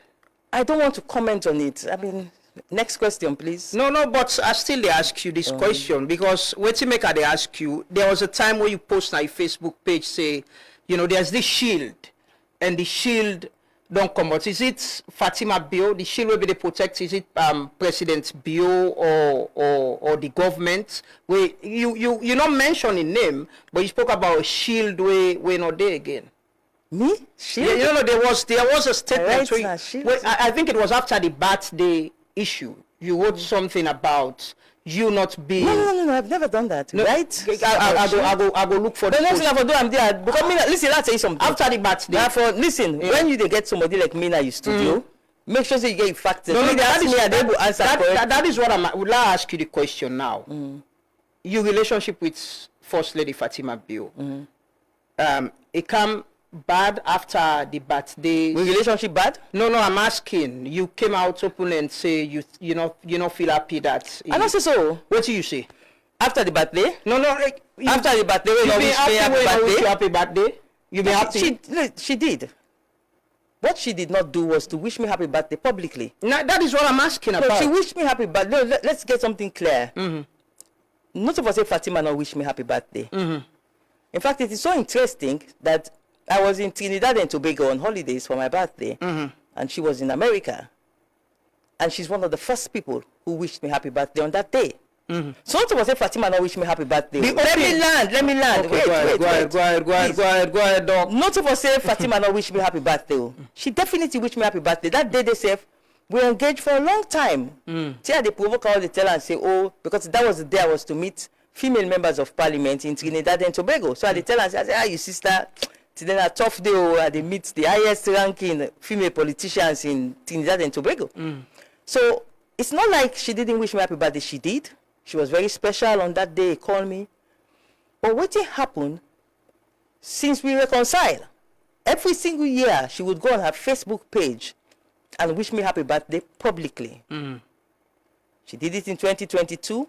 She did it in 2023. She did it in 2024. Now, she did not do it in 2025. And immediately I realized, because you have to understand that prior to that, she had been under tremendous stress in her party. You see, someone like Dr. Sama Bania would write about my relationship with Fatima in a very negative manner. You would see the current chief minister's people, he has these media people, they would attack my relationship. You see, the chief minister would go on the air and talk, pull int about me and Fatima's game. And so I realized she was under tremendous stress within her party. And so I realized that this Pekin, well, not a Pekin, I mean, I'm sorry, I'm being a first lady, but I have to be the big sister here and realize that she's under tremendous pressure from the SLPP for my sake. Because for Fatima not for wish me happy birthday publicly, it is the pressure from the SLPP. And you took that personal? I'm not taking personal. People misunderstood it. I posted, in fact, if people look, I said, God bless you, because I understood what was happening. If you can look at what I posted, now people they can just want to misinterpret what I say. I say, you know, wish me happy birthday. God bless you. Because it's like now instead they say you misinterpret or misread what. No, let me learn. So let me use this opportunity now to tell people. I'm not vexed because Fatima not wish me happy birthday publicly. I feel am for them because I realize that the stress way in party they put on them is so tremendous that she doesn't deserve this. If you even look at what I wrote, I say, God bless you. Because I understood where she was coming from. And for her to be under that type of stress, I mean, the kind of things they write, then they even put me, say, me the effect in marriage. Then they write articles, and they published it in a Nigerian-operated magazine. That's Blyden, they create problem that the first lady and the president, their marriage. Imagine. So I said to myself, this lady doesn't deserve this type of pressure. And that's why I took a decision saying, you know what? Let me back off and give her space so she can be free from this, because she was under pressure. That's the bottom line. But people understand. Relationship vex politics. You know, relationship, una sister. That type of pressure. You defended her publicly, like you. And I will continue to defend her. I will continue to defend her. She's my sister. Any Sarah sister she needs defend. I've never involved in her politics, in her SLPP politics. But if I see any side say they want bully her or they want to do anything, I will defend her. She's my sister. But I have to keep off because to make her SLPP people happy. Because she's under tremendous stress. I mean, if you see the kind of things they're writing about justice, you know, they make me like, I mean, so powerful. Not Fatima in life, which was not true. They painted me like I was this powerful person. Even to her marriage, and they put me inside the story, you know. And I said to myself, this lady doesn't deserve this. What's in our relationship presently? She would always be my sister. But I can tell you something, like this morning. You know, I went to Kailao yesterday. Honestly, I'm not can't tell this early morning. I was really tired. I almost want to call you, beg you, say if we can cancel. That's the kind of people I don't for watch this program. Exactly. So I was really tired. I rushed now this morning for time aid. I'm just giving you like a personal anecdote. You know, Creole was a bit tired. As I tied the aid, the one thing that crossed my mind was Fatima. Why? If me and Fatima forgo some side, I can beg and I'm going to tie me head for me because she's very good at tying her head. So at the time me head this morning at the bathroom, I remember say, hey, bro, you don't remember. You miss say, your sister. Of course. It's like it crossed my mind, you know, like na Fatima, you don't sing, but she don't tie this aid for you because she would tie the hair for me. So this morning, I mean, I'm trying to tie my head, my mind gone to her, and I just smile. That's the relationship I have with her. Somebody who would always be my younger sister. But I also have to understand that there are times you have to let someone go. If you really like somebody, you have to let the person go and give the person space. And that's what happened with me and her. For reach a stage where in party they so pressure them. That woman then put her under pressure. Yeah. Then put her under pressure for my sake. Me, of course, myself in party, then put myself under pressure. They could not understand that two women can be friends, can be sisters outside of politics. So she was put under tremendous. I was also put under pressure, but me, of course, me tower cat too. I didn't have, you know, able to shake me. But she was put under tremendous pressure, and some of it became, you know, like really, really unpleasant for her. So I just saw you for her and say, let me allow her to, and that's it. That's what happened. And you don't feel happy that he go publicly, you know, comment on that Yvonne Akisoya and post? That was a political decision by Fatima. Me not make Fatima do am. Why? Why you think so? Well, you say Fatima want contest against somebody like me. So people want contest against somebody like me. No way. Then go want somebody like Yvonne. So it's a strategic decision she did. She didn't. A lot of people say, "Oh, we do it for spite me." No, I don't think so. But you didn't feel happy. I'm not vexed by them per se. I mean, I understood why she did it. It's a political decision. It's a political strategy. As politicians, you have strategies. By going to do what she did on Yvonne's wall, I mean, you were not clearly not expecting that. I wasn't surprised. It's a political strategy, so I wasn't surprised. What do you think about your sister wanting to be officially not confirmed that yet? We did for make that clear for be flag bearer and lead the APC, the SLPP. Interestingly, until the time I stopped engaging her as closely as I used to do, we had never discussed that. We had never discussed that, oh, she's, you know, so now I see this tremendous mobilization going on. I'm seeing unprecedented scenes of support for her. I don't know what the overall game plan is. I wish her well in whatever she's doing. You think it could be a formidable you know, candidate for the SLPP? You know her. You don't explain on her history. I don't know how to answer that question. Doc, answer how many how you want for answer? No, I don't know how to answer it. Honestly, I really don't know how to answer that question. You think say he go win election? He go win? Again, I don't know how to answer that question. Believe me, I don't, because to answer certain questions, there are certain indices that you should have at hand that would make you know, you know. So I don't know how to answer that question. Yeah. What I know is Fatima loves Sierra Leone. Fatima definitely loves Sierra Leone. That's one I can tell you for free. Yeah, she loves Sierra Leone. She gets frustrated when things do not go as they are supposed to go. She visibly gets frustrated at that. She loves this country. And can be a good president? I don't know how to answer that question, honestly. And I have to be cautious here. I'm not a politician, so I have to be cautious here. I don't want to use words that You see, I'm as somebody who will win election for SLPP? Again, as I said, I don't know how to answer that question. If she becomes flag bearer, you go support her as your sister?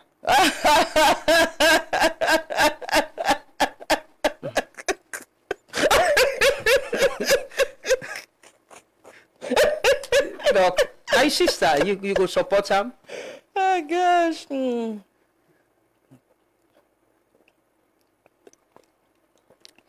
There is a clause in the APC constitution. It's a very strict clause. And it says, if you're a member of the APC and you support a candidate who is contesting against the APC, it is a grounds for your expulsion from the APC. So I think that answers that question. Yeah, but she's not contesting for a position in the APC. I'm asking you. No. Listen again. If you're a member of the APC and you support a candidate who is contesting against the APC. So, for example, let's say a councillor in my area is SLPP, and is contesting against an APC councillor that I don't like. I feel that APC councillor, they not sober and not better. The SLPP councillor, I feel to say that the best person for the area. The party constitution says if I come out visibly to support the SLPP councillor against the APC councillor in my ward, I'm giving as low as that level, I can be expelled for the APC for that. So that's the answer. So let me talk about your ambition.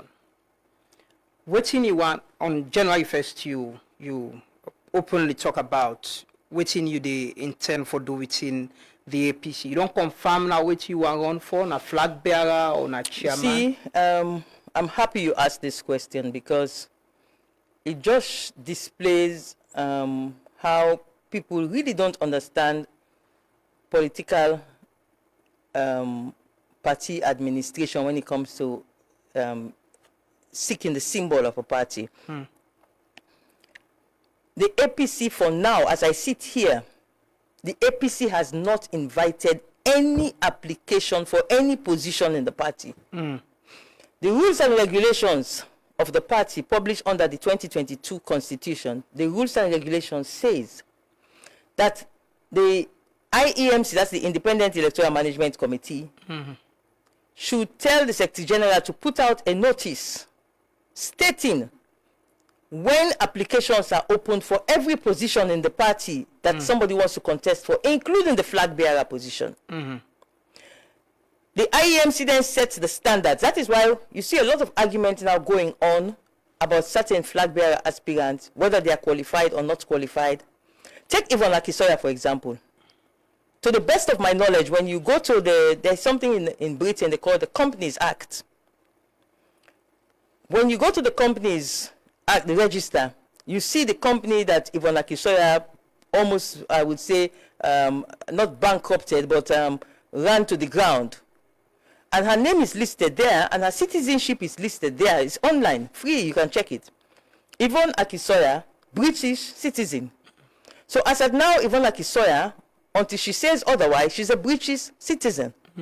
So it means she's a non-starter for the position of APC leader, because only a Sierra Leonean who is not a British citizen can contest for presidency to be a flag bearer for APC party. You can be a dual citizen. And well, not in her own type of case. You cannot, I mean, the presidency is the highest seat. You cannot have dual loyalty. When decision come, we got to do with security, Britain or America, whether interest, I mean, America or Sierra Leone, Britain or Sierra Leone, whether interest with the Sikh. You don't want that. You want a presidency whose the only interest is Sierra Leone. So bottom line, as of now, for example, Yvonne Akisoya is a British citizen. The vetting committee of the party has to now bring to her notice that, oh, when we go online, we see this company where you register, you name whether you're a British citizen. Show we also you don't renounce your British citizenship. Come with your document where they show we say, if we make you flag bearer, then we go challenge we say, you're a British citizen.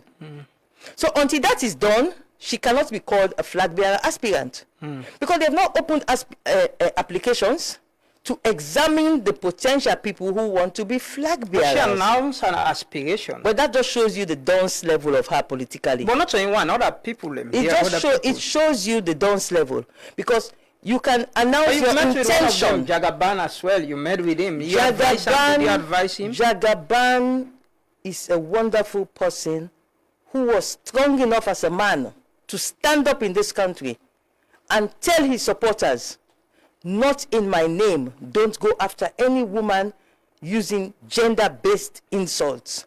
For that, I would always praise him as a wonderful politician who had the strength of character to stand up. I don't see no man yet in this political game we don't do. Only Jagaban. Even when they say, oh, this is that, he is the only one who has issued a statement to defend the women of Sierra Leone, that if a woman comes into the political realm, do not use gender-based, sexually explicit insults against her in my name. That's wonderful. You consider him as one of the flag bearer aspirants? He's an asset to the APC. He has shown leadership in terms of protecting women in politics, and it is on that basis that I invited him for a chat. And I'm impressed with him. I mean, not all things I'm impressed about. Yeah, I asked him a lot of questions. He answered some of them satisfactorily. Some of them I wasn't convinced. You know, pass your test. Some of them. But most of the answers, in fact, when they asked him some questions, he said to me, he said, Dr. Blyden, he said, when I enter this politics, now you don't grill me past everybody. He said, some of the questions the way they ask me. He said, nobody never asked me that question, right? Because I asked him a lot of questions, you know. But I think for his strength of character to stand in the public space and defend women, he would always, always be someone that I would admire for that. So what do you intend for run for now the APC? Applications have not yet been opened. That's Before you get intention. You see, now when you land, now when you interrupt me, let me land, please. Now for the allow me to land. Applications have not yet been opened under the rules and regulations of the party. The party It is only they meet with. Was it a few days ago? I see that picture. let the party pull statement back. Let me see the party pull statement, because just last week I wrote to the chairman of the Independent Elections Management Committee, and they point out to them. I wrote to the Secretary General, and they point out to them. Say, listen, the rules and regulations say by now, if I don't put out application, call for applications with a deadline, and this is the important point. The rules and regulations say the deadline by which application should be received should be published. So in other words, if I want to be a flag bearer in the APC, they have to publish a call and say by so and so deadline, you for not apply. If you don't apply by this deadline, we not consider you with the cutoff. It has not yet been done by the party. They have not yet invited applications under the rules and regulations. So until they invite applications for these positions, all of us are just intending. So I'm looking at all of the positions and I'm waiting for them to do the call. It is after they do the call for applications, I look at the criteria. Then I will decide. Do I want to go for flag bearer? Do I want to go for deputy chairman? Or do I want to stay back and not go for any position? That was my simple statement. Anybody with the commander and tell you, say, in a flag bearer aspirant, na dons, na political dons. She is not an aspirant. You want to be president of Salon? Of course, I've said that since 32 years ago. And could my journey, 32 years of my this journey. be the time for you? If God says so, yes, why not? What in you they think? What in are your aspiration? What in are your intention? I just stated it. One of my intentions, I said, presidential candidate, or deputy chairman of the party, or I don't go for any position. It all depends on when they put out the call for applications. So a lot of people say to me, oh, well, you have not made up your mind yet. Yeah. How can I make up my mind when the application has not... So you want to look for how you qualify, or how you go get them easy? You have to look at, exactly. You know, you have to be a smart politician. They not tell you yet what they want. Because they have to, for example, I just give you an example of somebody who's a British citizen. Is that kind of person they go and pass around, they say in a flag bearer aspirant, so in a British citizen, automatically you are disqualified. So I'm not a fool to go and start saying I'm going for presidential candidates. Well, I don't see the call for application yet for presidential candidates. I hope you are getting me. I hope listeners are getting me. The party has not yet put out a call for applications for vetting of our candidates. It is only after they vet to themselves, they say these are the criteria the person for count with. If I can show we say in a citizen, if I can show we say if financially stable, if I can show we say not no criminal records, if I can show all of these things, they will have to come and show you. Then you look through it and you say, okay, yes, bingo, I can go for presidential candidates. Or bingo, I can go for deputy chairman. But for now, these are all intentions. But the party has expect you for one for any of them two positions, and yes, that's what I said. But I have to wait until the party puts out a call for applications. They have not put out a call for applications. So all I have to do now is to just engage people quietly until they put out a call for applications. So you don't engage right now, or you don't campaign? When are political? No, not campaigning. No, but you don't engage. You don't engage delegates them, potential delegates. Or? You see, politics is a strategy. A lot of people, I can look the number inside APC where they pass, get a big crowd, cook boku, eat, serve boku rum, say they're popular, and I just look at them and I laugh. That's not how you play politics. I have my strategies. I have my plans. The way I do politics is different from the way some people are doing it. I believe that when the party puts out the call for applications, I will look at it, go through the vetting, because they are sitting amongst themselves now and put what and what and what. Because if you look, the constitution of the party tells you the person has to fit within the laws of Sierra Leone. Waiting at the laws them, where Sierra Leone say for make somebody be president of Sierra Leone. That person therefore fits within their laws then they. So the party now therefore make sure say then puts out to we, the members, then say, una one come forward as flag bearer aspirant, as chairman, as deputy chairman, as secretary general, as whatever position. These are the criteria. Oh. Then you can look the criteria and you decide, so, oh yes, yeah, I can go now for presidential candidate. But they not put out nothing yet. Then they go and pass up and down, say, you know, flag bearer aspirant. What do you think about the people that we don't come out, we don't show interest, you know, for be flag bearer within the APC? In Boku. What are your assessment of them? You think we're gonna get equality for as a party for put a candidate who will win the 2028 election? Oh yeah, most definitely, yeah. Any one day where you want name? Not really. What you think say has been the strength of the APC? You know, there was a time where I see you post about how the APC itself, the leadership or so, don't make themselves relevant even in opposition. What do you don't think about the democratic process within the APC itself? You think, say, somebody like you go get a level playing field for contest for any position if you want? Me not possible. Very difficult for make you not give me level playing field if I want level playing field. Everybody go get? No, hold on. If I want level playing field under the current constitution, it go difficult for you for block me. What I can say is simple. The party is now the most attractive political party in Sierra Leone. APC attractive past SLPP by far. You know they compare yourself. The APC right now is the most attractive political party in Sierra Leone. So definitely when a party is that attractive, you have a lot of people who would want to use the opportunity to come on board and just use the attractiveness of the party to advance themselves.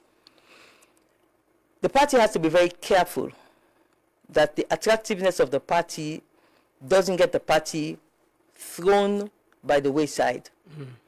Because a party is built on ideology. A party is built on institutional memory. If you make the mistake of allowing the institutional memory of the party to be lost in the process of changing the leadership, you might end up having a party that is not really a party. Because a party without ideology is not a party. A party without institutional memory is not a party. So for me, I would want us to make sure we have a presidential candidate who not only has the institutional memory, I have institutional memory that can go way back. The APC's institutional memory. I have institutional memory that goes way back into the 70s, into the 60s. I can tell you a lot of things about the All People's Congress. I can preach to the young people about the All People's Congress. I can show you the legacies of Sheikh Stevens. I can show you the legacy of Joseph Saidu Momo, and I can show you to be proud of these people. I can get the young Sierra Leoneans to know that these people served and left legacies. Of course, Anes by Koma left a fantastic legacy. That is a fact. I can also be proud of that legacy. We have to be careful that whosoever becomes the flag bearer, in other words, holding the flag of the party, is somebody who would be proud of Sheikh Stevens, proud of Joseph Saidu Momo, proud of Anes by Koma as president. Not only this, what he don't turn himself as opposition leader, but what he did as president. We have to be proud of his legacy as president, proud of Sheikh Stevens' legacy. Whosoever is the flag bearer has to be proud of those people. If the person cannot be proud of those people, if the person cannot be proud of the forefathers, the sacrifices of the forefathers, S.I. Kroma, C. Kamaratelo, and all of these wonderful people who stood firm to bring to being the All People's Congress, if the person cannot be proud of that, of those our forefathers, such a person should not be given the leadership of the APC. So I know the vetting process and the messaging that we give to our people is going to hopefully ensure that it is somebody who would keep, because it's not just could that be you? Of course. I have all the potentials to be a fantastic presidential candidate for the All People's Congress. You and you can win election? Without a doubt. Which kind of president you go be if you? Which kind of president you? I will win election first round. Not a sweat safe. If you say people then inside SIPP then full, all of us as I talk so then begin they go, they support Yvonne. Oh, Yvonne. All of us Yvonne. They know my weight. Apart from Yvonne, who do you think saying a strong contender? No, I mean in terms of the woman. Woman. You see all of a sudden, as I talk so you see them begin one now they let me the countenance Yvonne, let me the watch herself. Because what they want to do now is like, Sylvia will enter inside. Which kind of president you go be if you become president of Salon? A president that the people of Sierra Leone can count on in times of their need. Then we count on them, say, he could take a decision, winner for the betterment of the common good at all times. Because that is the critical thing about leadership. The president has to love his people at all times. You for so love the people that you for almost like a sleepless night where you see people and they suffer for any reason at all. It should always be the people first. And I don't prove that in this country. For me, it is always the common good first. My own selfish interest is secondary. So I believe I will be the president who the people, then they go sleep. They don't say, but once now Dr. Blyden are president, to go with Pekin and they go school. With Pekin they must eat. With them, nobody know to go harass them. With daughters then go safe. They will go sleep. Rest assured on that. That assurance they have it. And most importantly, they will know that Dr. Blyden not go ever thief their money. They will know that. Say, the one who will show off money, Sylvia Blyden and corruption not to the same. Then they will cocksure say no corrupt. You sure of becoming president of this country? If I wasn't sure, why would I be saying I have that aspiration? If I wasn't sure. Is that happening soon? At God's given time, it will happen. At God's given time. I see you share the photo there. Let me just see them. One day you there's like a military person. Simon, can you put it up, Commander-in-Chief. Commander-in-Chief. This one. Where the other one? Show the other one, please. Show the other one, and there is another, this one as well. And this other one, I see you, is that hijab, the other one? I see you get this one. Oh yeah, this is preparing for the presidency? Now when are they run for camp this morning? Because that's why I just hang this so, because I really wanted to come in dressed like this. It's a messaging I'm sending out. It has come to my attention in recent times that some of our Sierra Leone sisters are facing discrimination because of their mode of dressing. And to me, it is like one of the ways I can show solidarity with them is I also put on a hijab. I also show that this doesn't mean that the person should be feared. So for me, it's a messaging I'm sending out. Ever since it came to my attention, I've learned a lot in the last few days about the discrimination that Muslim women face. Some of them want to go do some courses, academic courses, and they are stopped from doing it because of the hijab.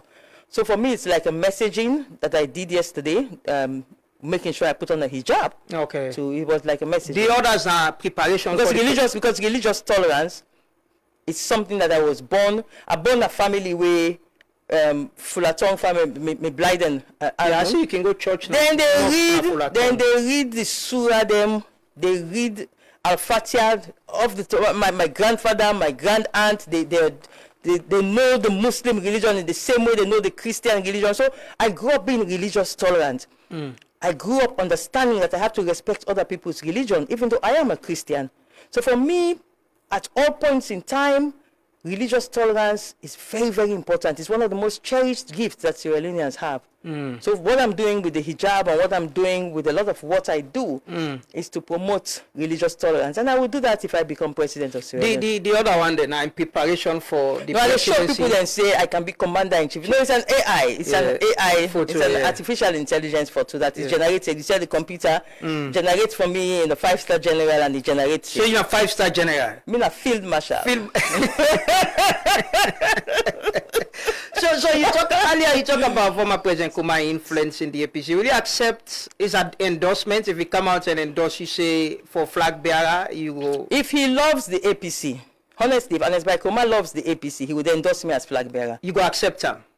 What do you mean accept? If somebody that endorses, somebody that endorses you. No, but you said, say, I appreciate, I accept your endorsement, and will you? Yes, of course. I mean, anybody will really, when you examine my journey in the APC, when you examine what I fell out with certain people in the APC for, when you critically examine it, when you see how much I've been demonized, that puppet in Holland, then launch and me. I mean, there's nothing that boy did not say about me. Nothing he did not say about me. But today, not to meet him up so strong one, not to meet him up so popular one, not to meet him up so one of the most loved people in the All People's Congress, not me.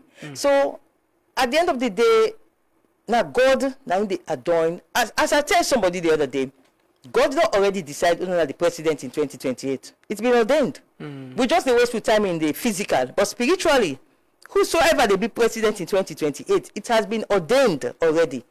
So we waste our time in the physical, fighting for, struggling to emerge, but the person has been ordained already. You party Sidon welcome back former Vice President Sam Sumana, and there's this issue with the former presidential candidate, Dr. Samura Kamara, still talking about, electoral justice and all of that. You think, say, the party are able to resolve internal issues for contest as a united force the 2028 election? One of the things I put in my, I was made a secretary to a committee that was set up when we lost the 2018 elections. I called it the 9-man committee for find out why we lost the elections. And one of the things that I said is that we have to strengthen the party ideology. What do I mean by strengthen the party ideology? We have to make sure our young people understand what the ideologies are across the board, so that when differences emerge, personality differences, because a lot of these differences are personality differences, very few of them are actual policy differences. But when differences emerge within the party's hierarchy, it would not affect the party's base. It would not affect the grassroots, because they would have their APC ideology, and they will not be following individuals, but they will be following an ideology of the APC. So that is one thing we have to work on, to strengthen the ideology, especially amongst our young people, because they are the majority, the bulk of the party membership. But having said that, I can tell you for now that the party's base is intact. I don't see anything yet we're able to shake the party in base right now. What did Samura Kamara aspect of it? They cannot shake it. You think, say, they should reconcile with him as a party? No, but of course. Samura Kamara, in fact, what Samura Kamara is doing with electoral justice, Samura Kamara is very smart. He's keeping hope alive. He's keeping hope alive in the party. When you look at this, because initially, when you look at it from a superficial point of view, they see what Samura Kamara they do. But when you look at it like myself as an experienced political analyst, I know see what Samura Kamara they do for the All People's Congress right now, it's a wonderful thing. He's keeping hope alive. Every single day, our people wake up with the hope. The hope. We know what he actually is saying to them might not be kosher. But in the process of doing it, he's doing tremendously well for the APC. He's keeping the APCs. So a lot of people are seeing it from a superficial point of view, like for say, the party scatter, then why so they so, then why so they so. No. We will sabi look politics. We will sabi watch political draft board. We know say what in Samura Kamara they do is very, very good for the APC. And when the time comes, all things will come out fine. The draft board, like when they play draft, when they set the seed they all. When you ready for do that bentail, pap. When the time they reach, they see what in Samura Kamara they set. When they do the bentail, politically, you would understand the game that he's playing. But for now, from a superficial level, you cannot see what he's doing. But when you look deep, you know that what in Samura Kamara they do. He's a brilliant strategist. What if you feel offended and say, no, they've not supported me, the party be non-puram as leader, I go and form my own party? It will not happen. It will not happen. What do you think about Sam Sumana coming back to the APC? It's a great thing. It was one of the recommendations I made in my 9-man report that we have to bring him back. I said if he's willing to come back, we have to bring him back. And he was willing to come back. He's been brought back. It's a great thing. What do you think about women leadership? women flag bearer or a running mate na the tickets. I had Zainab Bangura, Isidon Musa, you've been there, so he talk about the party they need for show within the structure force, so they're ready for accept women them. Either a chairman or vice chairman before they begin talk about making them flag bearer or running mates. You think that is going to happen in this coming election? I'm not to understand the question. So I'm asking, what do you think? You think, say, in this coming election, there is a time for get a woman flag bearer or a running mate na the two major political parties there? Or the APC, if you wish for talk, because of party? I don't think there would ever be a time that is not right for a woman to lead. Because since the days of Queen Mansariko, to the days of Paramount Chief Madam Yoko, Queen Madam Yoko, we have shown that in this Mano River sub-region, we have women with the capacity to lead. And women have led. They've not only led as administrative leaders, they have led as warriors. The history is there. Women have led Sierra Leone. Women have led the Mano River Union. So women leadership is not a question. It would never be the question. The question would be, is there the competent woman now who we can entrust Sierra Leone to? That's the question. But can women lead? Of course women can lead. So I'm asking, at this time now, there is you, there is Yvonne, there is Zainab Sharif. Even a non-starter, but not they call nobody call now woman them. Then not they call comedy, but no, if you want me to take you serious, no, can it for us? No, you can't call comedian name. But she's a woman. You know, you don't expect other woman then aspiration. No, call comedian name. No, but you don't expect other woman. No, but you can't call a comedian. No, but Zainab Sharif is a Sierra Leonean. If she's qualified. No, call comedian. No, but I'm asking you. What thing they ask you now? With you, with Yvonne, there is Zainab Sharif. We don't push say the political parties then for put woman in 2028. You think say this time we will get woman flag bearer or running mates na the tickets of the political party? I cannot think. What I can say is that there is never a time that is not right for a woman to be a leader in Sierra Leone. You think the time is now? It's going to happen now? Let me rephrase the question. Okay. You think it is going to happen at the 2028 election? The time was yesterday, the time is today, the time is tomorrow. The time would always be right for a woman to be. Let me land. The time would. I don't want us to restrict ourselves to a limited time frame. As far as I'm concerned, the women of Sierra Leone have produced women leaders in the past, from centuries back on to date. We have had powerful women who we believe led as not only administrative leaders but as warriors. Now, as it is right now, I consider myself as somebody who can lead Sierra Leone, who can be president of Sierra Leone, and effectively and courageously lead Sierra Leone as a woman.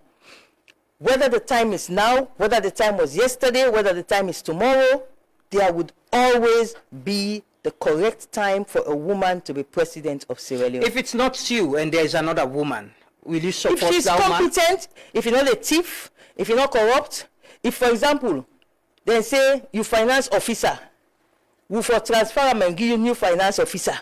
You begin holla all kind noise. No, my finance officer cannot go. My finance officer cannot go. My finance officer should stay. You get us suspicious because we begin to say, hey, what if the finance officer died tomorrow, God forbid? What would you do? Why are you making so much noise? Say your finance officer not for go. That type of person is a corrupt person. You begin suspect, say, this is something they up to. You continuously accuse Yvonne of so many things. No, I didn't call Yvonne's name. So if you don't know Yvonne now, Yvonne come out openly and complain about finance officer. But I deliberately did not call her name here. I'm just. Will you support Yvonne if you be flag bearer of APC? Astaghfirullah. Why not? Not possible. Tifuma like Yvonne. But you keep accusing her. I don't know this evidence so many times. You can vex where people let me. If they lie for me, if I want to lie, they lie for her. You're saying I know they lie for Yvonne. No, if you get evidence against Yvonne, say it. Why you not can go ACC? I don't can go ACC. Then they have so much information. They use their discretion. not to push. The best they did was ask her to pay back money that she took. That's the best the ACC could do. It clearly seems like you have personal issue with Yvonne. No. There is the personal, definitely. But we're talking about policy. If you there as head of an institution, not only you position for change the administrative officers, the woman in position for change administrative officers say the finance officer will transfer them. You business have to say, okay, make sure say the new finance officer will come, he competent to. But you begin the hollers, say no, not for change the finance officer. The first thing that happen is suspicion. Because common sense will tell you that if the finance officer died tomorrow, God forbid, are you telling me everything will come to a standstill? No. Is it if it's not you, it's no one else? There's no other woman where you get the competence for lead? No, I did not say that. I'm asking. No, I didn't say that. No, I'm asking if. But I didn't say that. You are saying I'm not saying you said. I'm asking if it's not you. Of course not. Of course not. I mean, I would never say that. I'm saying if she don't say she don't. So say you. No. But you need for clarify. I'm not going to talk about. But she said it here. I'm not going to talk about. You know what? There are some things that are infra dignitatem. There are some things that are beneath my dignity to comment on. No, but you're saying other woman not get dignity for you respect to her? No, it is beneath my dignity. But she's another woman. She's a woman. No, you have to listen. It is beneath my dignity to respond in a back and forth manner. No, you're not responding in the back and forth. I'm asking you to clarify. She said here, he said you're not competent for being president or leader at this and I am repeating, it is beneath my dignity. Do you agree with her? It is beneath my dignity to reply to that question. I will never reply to that question. Why? Never. Why? Because I get dignity past that. It is beneath my dignity. I will never reply to that question. Are you talking down on another woman? I am telling you, I know my own dignity level. There are levels. It will be infra-dig for me to reply to that. I will not. Move to the next question, please. So you're not responding to the claim she made? I will never respond to it. Never. Yeah, but you don't tell me colleague then go na liberty. You don't say colleague. You colleague them credible. You colleague them the international community recognizes them. They've given them huge grants. They are supposed to be credible journalists. They are registered by the Independent Media Commission. So these are not fake people. These are credible media institutions where for know they're left from the right. That kind of person, they compare to some kind of elements that is beneath my dignity. So them now, Doc, you're talking low on another woman. You talking. No, everybody forgets status. No, but let me ask you something. No, but you can't describe another woman that way. Oh, describe them. Beneath your level. Answer that kind of question, it's beneath my level. You don't appreciate that she's another woman we get expect. No, it has nothing to do with woman or there are men also who are beneath my dignity. I will never reply to them. There are certain things you have to set. So why you take liberty go IMC? Because they are at my dignity. They are IMC registered. They are IMC registered. They have received huge recognition internationally and locally. So they are credible. So when you are credible, it comes with responsibilities. Why not go and respond, react to the allegations or whatever statement is made about you? Because it is beneath my dignity to do that. That's the point. There are certain things where... So you suppress the media? No. How can I? I'm part of the media. How can I suppress the media? I'm taking them to IMC instead of... Is that suppression? No, instead of going to... The IMC have give you rights to reply. Why didn't you go and reply? The IMC Act... The IMC Act, you get rights to reply. No. If you respect the media house... and you feel safe and comfortable to go there, like I feel safe and comfortable to come here. That's why I'm here. If I wasn't safe, if I didn't feel comfortable to be here, I would never come here. So the IMC Act doesn't say by force you for go there. No. It's an option. If you want to, you can come. But if you don't feel comfortable, you think that they are aggressive or they're abrasive, you will not go there. Those ladies cannot be aggressive to you. I say if you feel that way, you have the option. We're speaking here from an academic point of view. From an academic point of view, you have the right to reply, or you can say, no, I don't feel comfortable. I'm not going to reply. It's beneath my dignity to do that. My dignity is well above. You see, all human beings, you have to get what is called self-esteem. Self-esteem, self-respect. There are certain things that are beneath your dignity. Don't ever go down to that level. Like you, for example, you walk on the street. One Christmas come. Amadu Kalo can get debate. You say go to map, say, okay, now when a human being, you want to debate with me, so let me and this Christmas Lord to map debate. To map on the streets, I and the Christmas the debate. It's beneath your dignity. You will never do it. But they always challenge you. There's no proof that na Chris person. No, I'm not saying crazy. I'm giving you an example. No, but the example human really beings- different from what's happening. You know, No, because no. maybe I know somebody will get mental issues. They All human beings, you forget self-esteem, you forget self-dignity, you forget certain Do you dignity. appreciate people who challenge you, who will challenge you? You don't see that the whole and time they question challenge you. you. Don't see that the whole time they challenge me. Yeah, people always disagree with you. But you don't see that the whole from this morning they disagree with me. I appreciate it. appreciate when people disagree with you fairly and challenge things the way you stand for. I think you've done that from this morning, Wakaya, and that you don't. Yeah, no, I'm asking other women too, other women. To me, I don't quite get what you're asking. Do I appreciate people challenging me? Is different from asking me about other women. No, I'm asking if other women challenge you, disagree with you. You appreciate, say yes, the space should be there are women, or you think, say no, it should be you. I don't know what you're asking. I think I've They already. make this thing difficult. But now you make a difficult. No, Because you you don't make it answer difficult. questions, then you Nobody ask you why you be direct, but you're making things difficult because you dey ask me the one question, I answer, you reverse, you come back, you ask the same question. sometimes you don't give the right answer. Well, go no more. Finally, as we conclude this conversation, I want to ask you, I remember I asked you some time ago, while being the in our seats, I asked you for assess President Bill. You said it was coming to 2023 elections then, you want to wait after the election and see the outcome of them. Something like that, where you're not being given fair, like clear assessment. But you're into in final term now, let's say, in final term and some years remaining. What's in your assessment of in leadership and governance?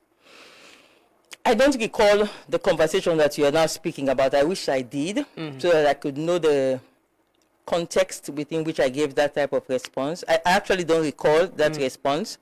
But what I can say is that I would prefer to wait. He's not going to be a contestant in any elections I am going to be contesting against him, because this is his last term. He's not contesting in 2028.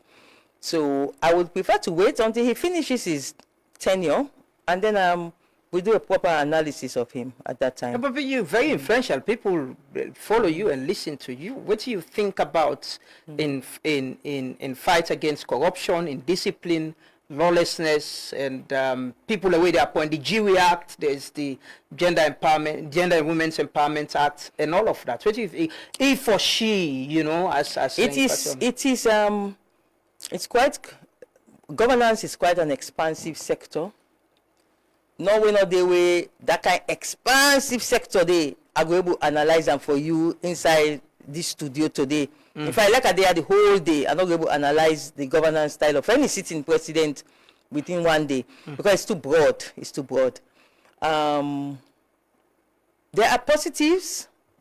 He's one of the people who don't come close to Shaka Stevens in terms of international recognition, because Shaka Stevens' international recognition, from taking us to the UN Security Council, being ECOWAS chairman, these types of international recognitions that Shaka Stevens had done for this country, Julius Maada Bio has come close to doing that type of recognition.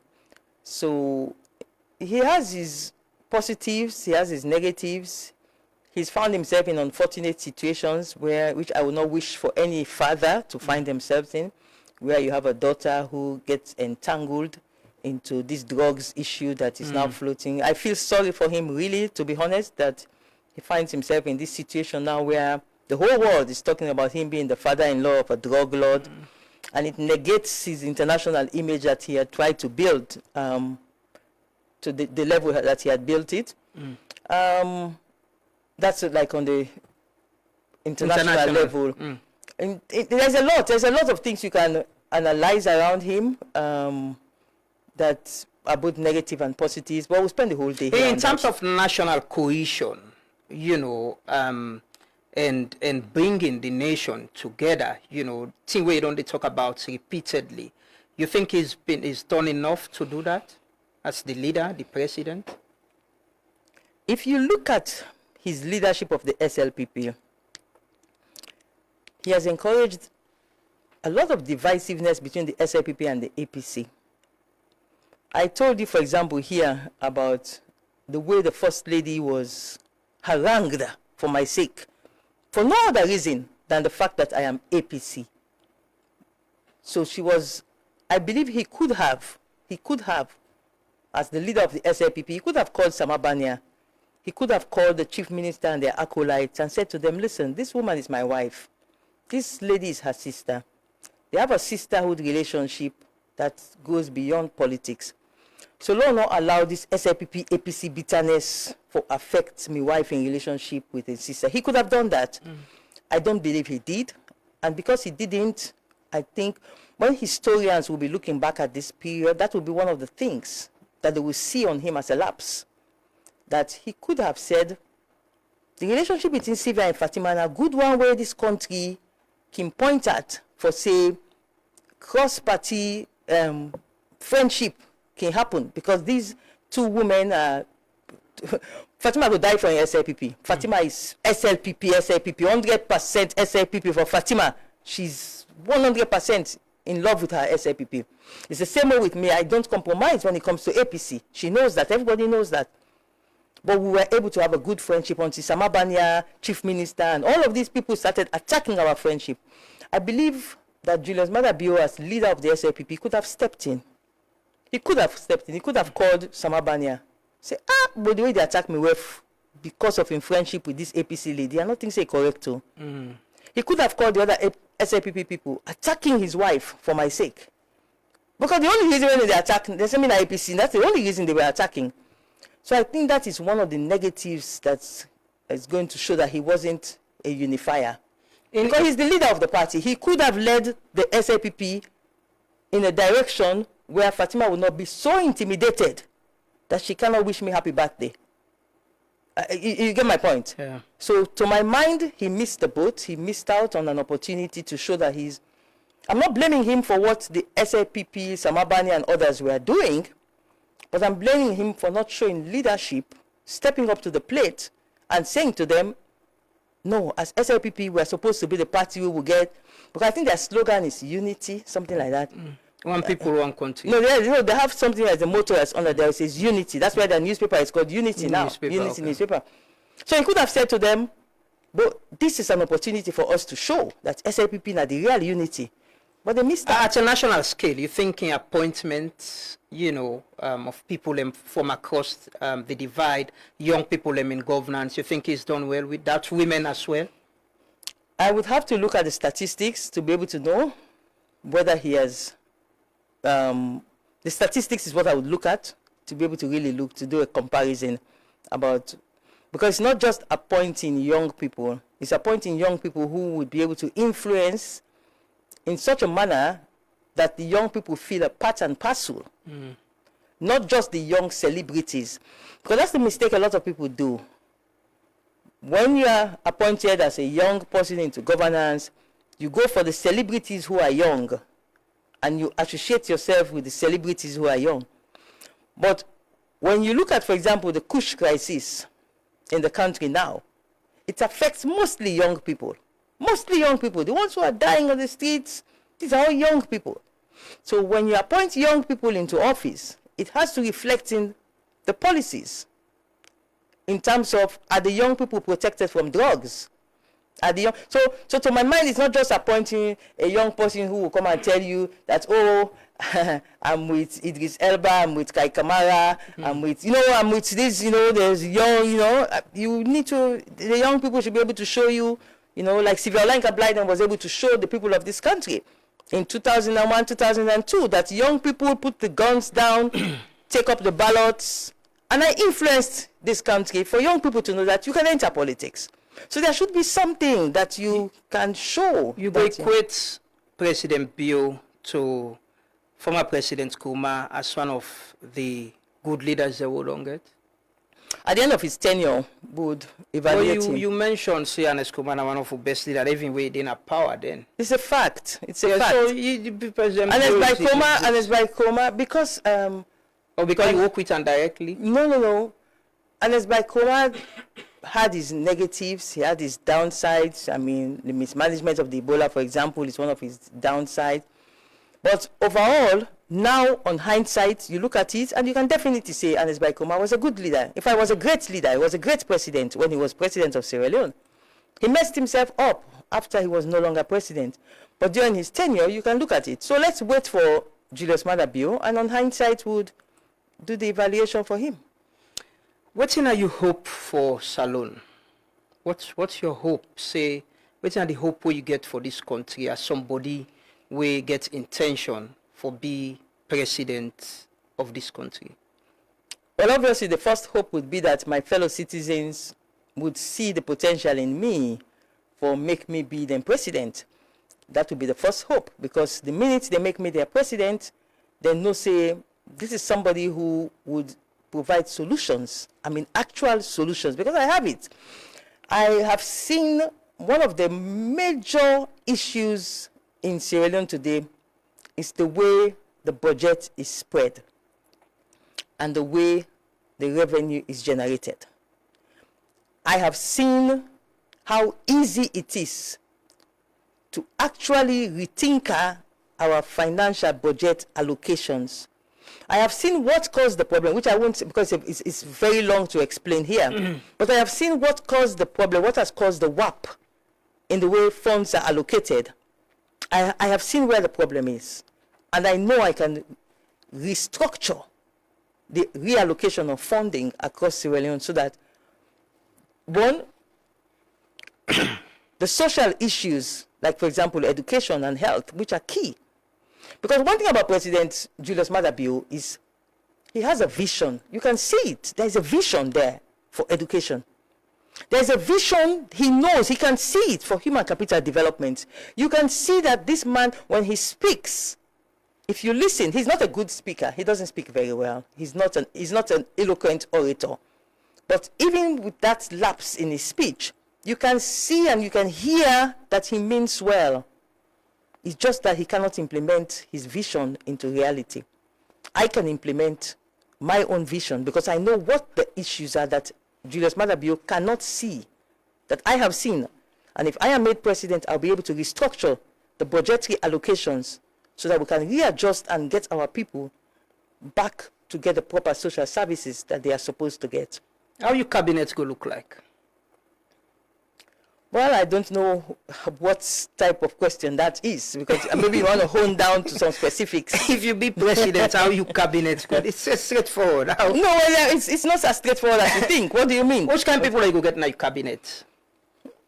One thing I would love to have in a cabinet is a few people, not all of them, but a few people who were brave enough to challenge me. We're not afraid of me. I would want those type of people in my cabinet. We're not afraid, we don't mind for look me and say, Madam President, this thing where you put on, so this does not make sense, so it not make sense. I would want those type of people. Because the minute, the way you start to fail is when everybody around you is so loyal to you. They love you so much, they don't want to hurt your feelings. Because that happens. I mean, I've worked at State House, I've worked at the presidency, I've seen it. And not just in Sierra Leone. I've seen the presidency at work in other countries at the highest level. So I have seen what happens. They can elect the president so much and not hurt his feelings. So they don't mind for can't lie to him because they don't want to hurt the person's feelings. Not to say, nah, devious meet them for just, no. They don't want to hurt the person's feelings, so they lie. I would want a cabinet where I get a few of them. We're not afraid of me. Where they elect me, but they elect no, then they put the country above that likeness so they can get for me. So I'd want a few of such people. Of course, I would want loyalists in the cabinet who are loyal to me. Like Donald Trump now is successful because he makes sure this time he get cabinet. So you very much believe in Donald Trump. If only we had presidents who elect their country, then citizens like how Donald Trump elect America and Americans, Africa, 50% of the problem will be solved. Donald Trump loves America. Donald Trump loves the American citizens. Donald Trump wants to protect his people. He wants to see his people thrive. He wants to make America great again. I want to make Sierra Leone great again. If only we can have that mindset, the Donald Trump mindset, where it is America first, America first, Americans first, Americans first. Protect America, keep my people safe, close the borders, make sure bad people do not come in, criminals do not come in. Make sure we raise funds, we get enough money for our people. make sure we adjust our budget, unnecessary things, Department of Government Efficiency, we cut off all these unnecessary things and we get, I mean, his ideas, he loves his country. And that's why he's the Donald Trump type president of Salon. Not really, because he can be, sometimes he's obnoxious, sometimes he overdoes things. I will not go along those lines. But in terms of loving Sierra Leoneans, like Donald Trump loves America, yes, I will. Pandi, aspirant them, the people them win aspirant. You see anybody you go make running mate? I haven't thought along those lines. I haven't thought about along those lines. But within the APC itself, including amongst flag bearers and all, I see quite a lot of potential. There's a lot of potential within the APC party itself. There's a lot of potential, yes. And I would need a running mate. You know, I know this is going to sound a bit interesting, but okay, let me not say what I want to say. No, please say. The people want to hear. No, part of the transparency. It will be misinterpreted, so I don't want to say what explain in a way it's not going to be misinterpreted. Talk on a clear one. How possible not going to misinterpret it? Well, I don't want to say what I want to say. I wanted to say something about the current vice president, but I just don't. You go appoint somebody like him? He's good.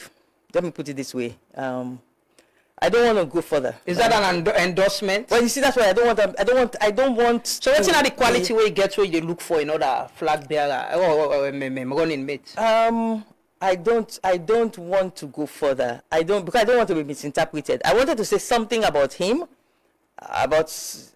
I want to say something about him, but it could be misinterpreted. So what's the quality where you get? You say good. What's you look for in other person where you go and make you? I don't want to go further. Trust me. I don't want, because this line, this line might go down to some other elements that you might want to, because I mean that's like the positives. You might then want to say, well, give me the negatives of the current vice president, and I would not want to go down there. So it is better I don't say it. I wanted to say something, and I realized that if I say it, it might lead to another stage. Which kind of person you go want for make it be your running mate? Loyalty, of course, would be very key, and somebody who respects me, shares my vision for Sierra Leone, would be willing to be at my back for me, and be willing to take a bullet for me in the execution of our mission for Sierra Leone.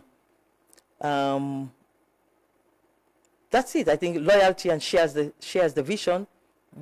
I know the person is there. If I turn bien, I know say my vice president today. If I travel, I know say my vice president today. He's not competing.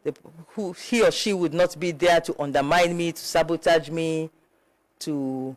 I'm not saying that about the current vice president. No, I ask you, the quality then than the way the vice president. No, not at all. I don't want to be quoted on that. I don't want people to open a whole debate on that.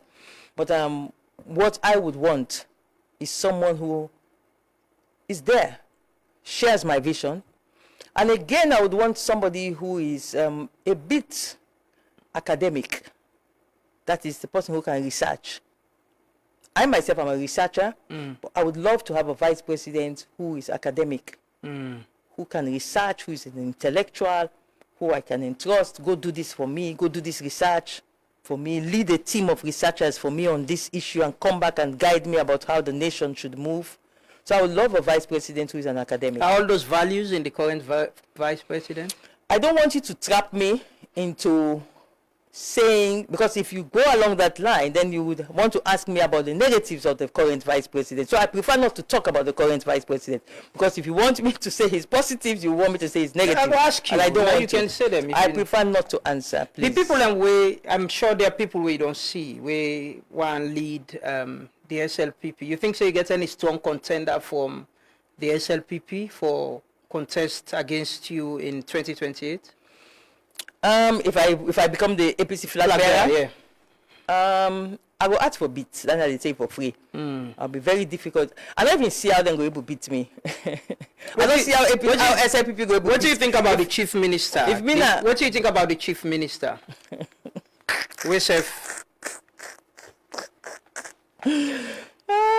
No comments. Who do I think say na the person way na strong contender na SLPP?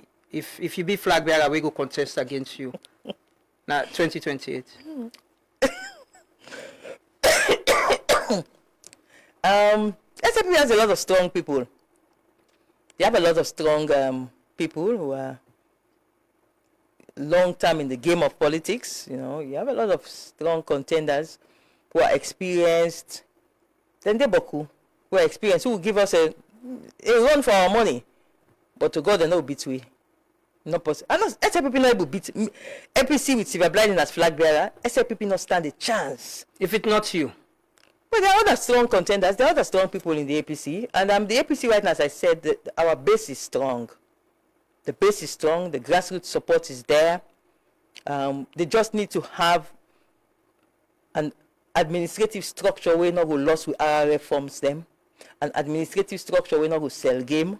An administrative structure who would ensure the people not go to happen a line for votes only for make the votes disappear. An administrative structure where go understand how for play politics within the rule of the law. For example, what are the powers of the president? And if the president gets certain powers, when the president will exercise the powers, how do we as the opposition checkmate him without disadvantaging our people? For example, the census of 2021, it was 2021 or 2020, the census, the midterm census. Yeah, it was. We disadvantaged our people because we were not smart enough to know that the president has presidential powers and the president was exercising his presidential powers. We were not smart enough to know how to checkmate, which is tell our people until they want count. They want count, una common count then go count them gains. That's the strategy we should have used. They want to count, and then count. So how do you checkmate a president who is exercising his presidential authority without disadvantaging your people? That's what APC needs. APC needs people who can think on their feet, smart people, savvy, because not of us just get the base intact, which we have. Our base is intact. Across Sierra Leone, the APC base is intact.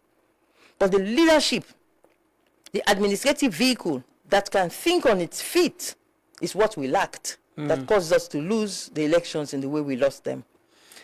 Finally, Doc, what's your projection of 2028?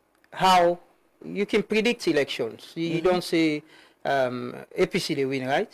Is the APC going to win the 2028 election? The APC should have won the 2023 elections, but we lost it because of cell game, because of manipulations. I don't know, but it is very obvious that if you have a political party, I just tell you, say, the night before Christina Top announced results in 2012, I was with Anes Baikoma at the lodge, and we knew from the information from our RRF forms that we had won the elections. Because the technical information, the technical backup was there, we knew we had won the elections. We were just waiting to know the figure. But we don't pass the 55% mark. As we don't reach that 55% mark, you know, say, this election, we don't win. If, with all our chances to have won 2023 elections, they will not be able to know the results. For one district, it shows you that my prediction, which was based on technical competency of the APC, because my prediction was based on an assumption that the party would be technically competent enough to have all these structures in place. So, can I predict now for 2028? No. Why? Because I don't know the party in technical structure what we will get for 2028, which is one of the reasons why I'm saying the options I'm looking at is either the leader of the party, that is the presidential candidate, or the deputy chairman of the party. I don't want to go for chairman because there are certain people going for chairman who I think will be more competent as chairman. So now with you, no more APC go be sure of winning 2028, either as deputy chairman or flag bearer. No, I'm asking, I'm not saying that's what you say. No, I'm not saying that. No, I'm not saying that's what you say. So I don't answer, you say no, not so. Not so what I say. So, I mean, you interrupted to ask that and I'm saying no, I'm not saying that. I am saying I cannot predict, because in 2023 when I predicted, I was very sure that we would win the elections. When I predicted for the 2023 election, I think the prediction was in 2021. When I made the predictions, because looking at all the indices back then, we were going to win the elections. But now we realize that there was no technical support in place. There was no strategic thinker We, when are the good player them, where we not fit for vest, we go sit on a bench. Because we sit on a bench, the one that we not a good player, they go to the field. Then beat we good dirty beat na the field. Because the good player them, we not the fit for vest. I mean, I talk me, I know the fit for vest. I know my potential. I know what I can offer to the APC. A lot of people know what I can offer to the APC. And if the APC wants to use what I can offer, I'm here. Send me, as my brother by Mahmoud Bangura would say. I'm here. But if but you APC, can contest for be flag bearer. Of course, I said that. Yes, yes. Because definitely, I don't see anything that would inhibit me from contesting for flag bearer and eventually president of Sierra Leone. I don't see anything. And if you lost, you accept whatever the outcome. I will not lose. Okay. You're very sure of winning. Yeah. So you clearly believe, say, you are the flag bearer of the APC. No, I didn't say that. Sure I'm not that arrogant. No, I say I'm not going to lose the 2028 presidential election. Okay, if you be flag bearer. So God, I'm not possible. I'm not going to lose. But you go contest the election. You go for contest for be flag bearer first. I'm waiting for the call for applications. It is based on the call for applications. You know, these people need to understand this. The APC for now will not get flag bearer aspirant because the APC not open up the game yet. The APC not do. The rules and regulations are clear. The constitution is clear. It is only when the APC puts out the notice calling for applications with a deadline, because the notice has to have a deadline. For example, then go put out notice now, for example, then say, all the underground for contest for president, make your application before February 15, 2026. That's what the law says. That's what our rules and regulations says. You have to give them a date, a deadline. If till February 26, you not apply, you're out. All the one that will apply, will fit the fixed criteria, they can proceed. Until that is done, there is no flag bearer aspirant. So if you meet the criteria and you decide, I'll meet the criteria. And you decide for be flag bearer, you sure say you decide for contest. You sure say you go win within the party and go be the party in flag bearer. No, that would be arrogant of me to say I sure say I go win, because there are quite a lot of competent people them, just like myself, who would be including contesting. Me not the country Yvonne, or the country Yvonne. Okay. No, the country Yvonne, social media, no, the country Yvonne. Me, I know the countenance as if when I'm talking about real flag bearer people, the ones I will be up against, I know the country Yvonne safe. Well, we want to thank you so much for joining us this morning. We don't get a very long conversation. Like I've been telling people, we get conversation where, go stand the test of time as always. It can be a reference point whenever there is conversation about. You go say, Doc always gets, you go say, when I go back to my interview, whether na AY, VSLBC or Truth Media or 98.1, it will be a reference point for with conversation and everything. But Doc, during the time we'll pay attention to the fight against drugs now. One person way as well been pay attention to that fight day. You bring out a lot of information about the budgets where the National Drug Law Enforcement Agency they receive, they are not funded, and how families and they suffer, and call on government for support them, and government listen and provide the required support. So they can ring the bell and give a message to young people and government as we still continue for this fight against drugs in this country. Like you say, it affects a lot of young people. We see them every day. We still fight the fights, but the drugs they out there, and people and the way they produce them, where they share them, and young people addicted to them. So I give you the bell. It is a pleasure handing over to you this bell for ring them today. Maybe sometime the next week I am as presidential candidate. How does it work? No, just like I did. Yeah.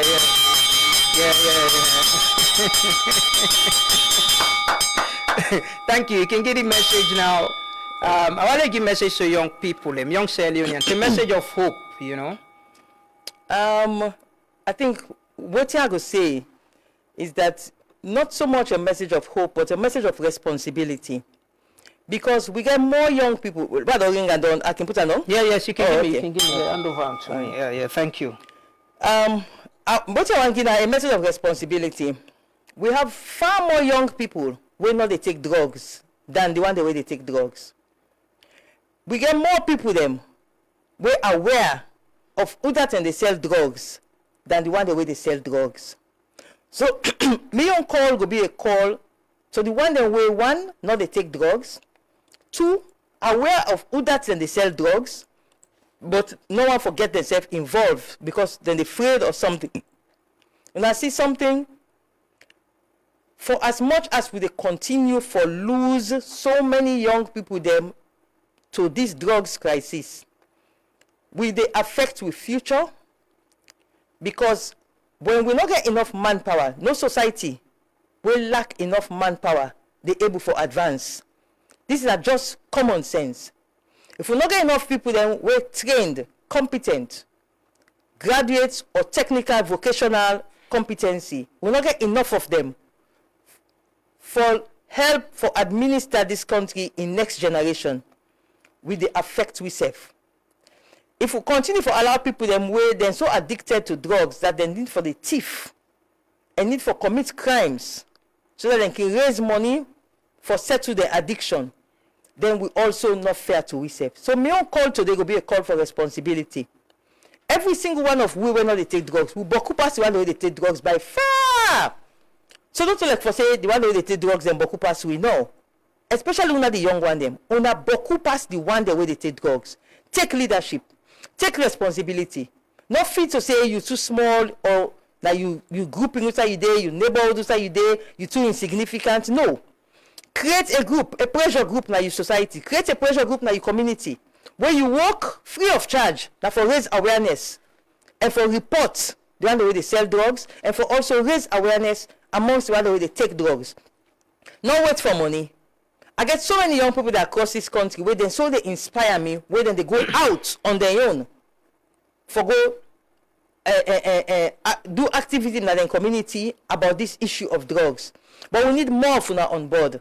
If we get more young people then come on board, the peer pressure now we change them from instead of people then they feel safe for take drugs because this whole drugs problem is start as a fashion. Yeah. We get people that are powerful women actually talk at one time say kush not a bad thing. Because you know me feel say kush not a bad thing. There's a very influential voice now with society. We go out and stage it map and say kush not a bad thing. Because you know me feel say kush not a bad thing. Because then they take the kush and they put it on this thing then called shisha.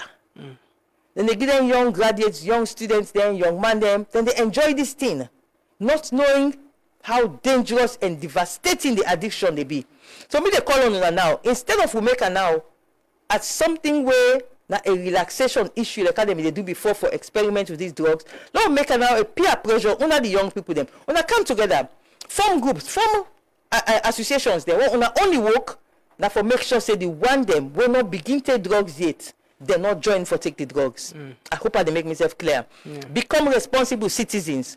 We when they take drugs, we boku pass the one where they take drugs. So we all now wanna come together, create associations, create community neighborhood watch, where una work now for make sure say the peer pressure now una change so that now it becomes fashionable not for take drugs. What made the drug crisis come now because it became fashionable for take shisha and kush. For take Molly and Tramadol. It became fashionable. So now, turn the table. Let it now become fashionable, not for take renting and day. So that will be my message to you, the young people. Thank you so much, Dr. Blyden. I agree we need for take responsibility in whatever way, wherever we are. If you see you paddy the duam, you brother, you fumble, raise an alarm, help them, lay, get out of them, because it destroy them. We will need to take them with plenty and we will effect change.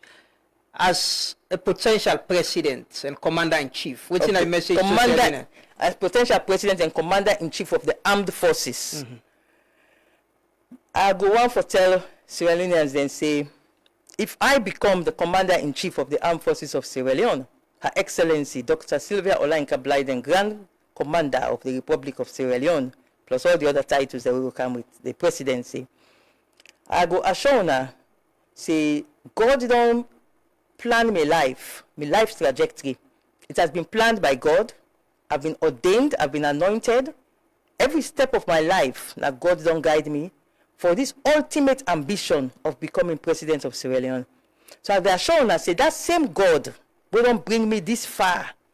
It will make sure, say, I succeed when I become the president of Sierra Leone if una believe, say, I'm worthy of una votes.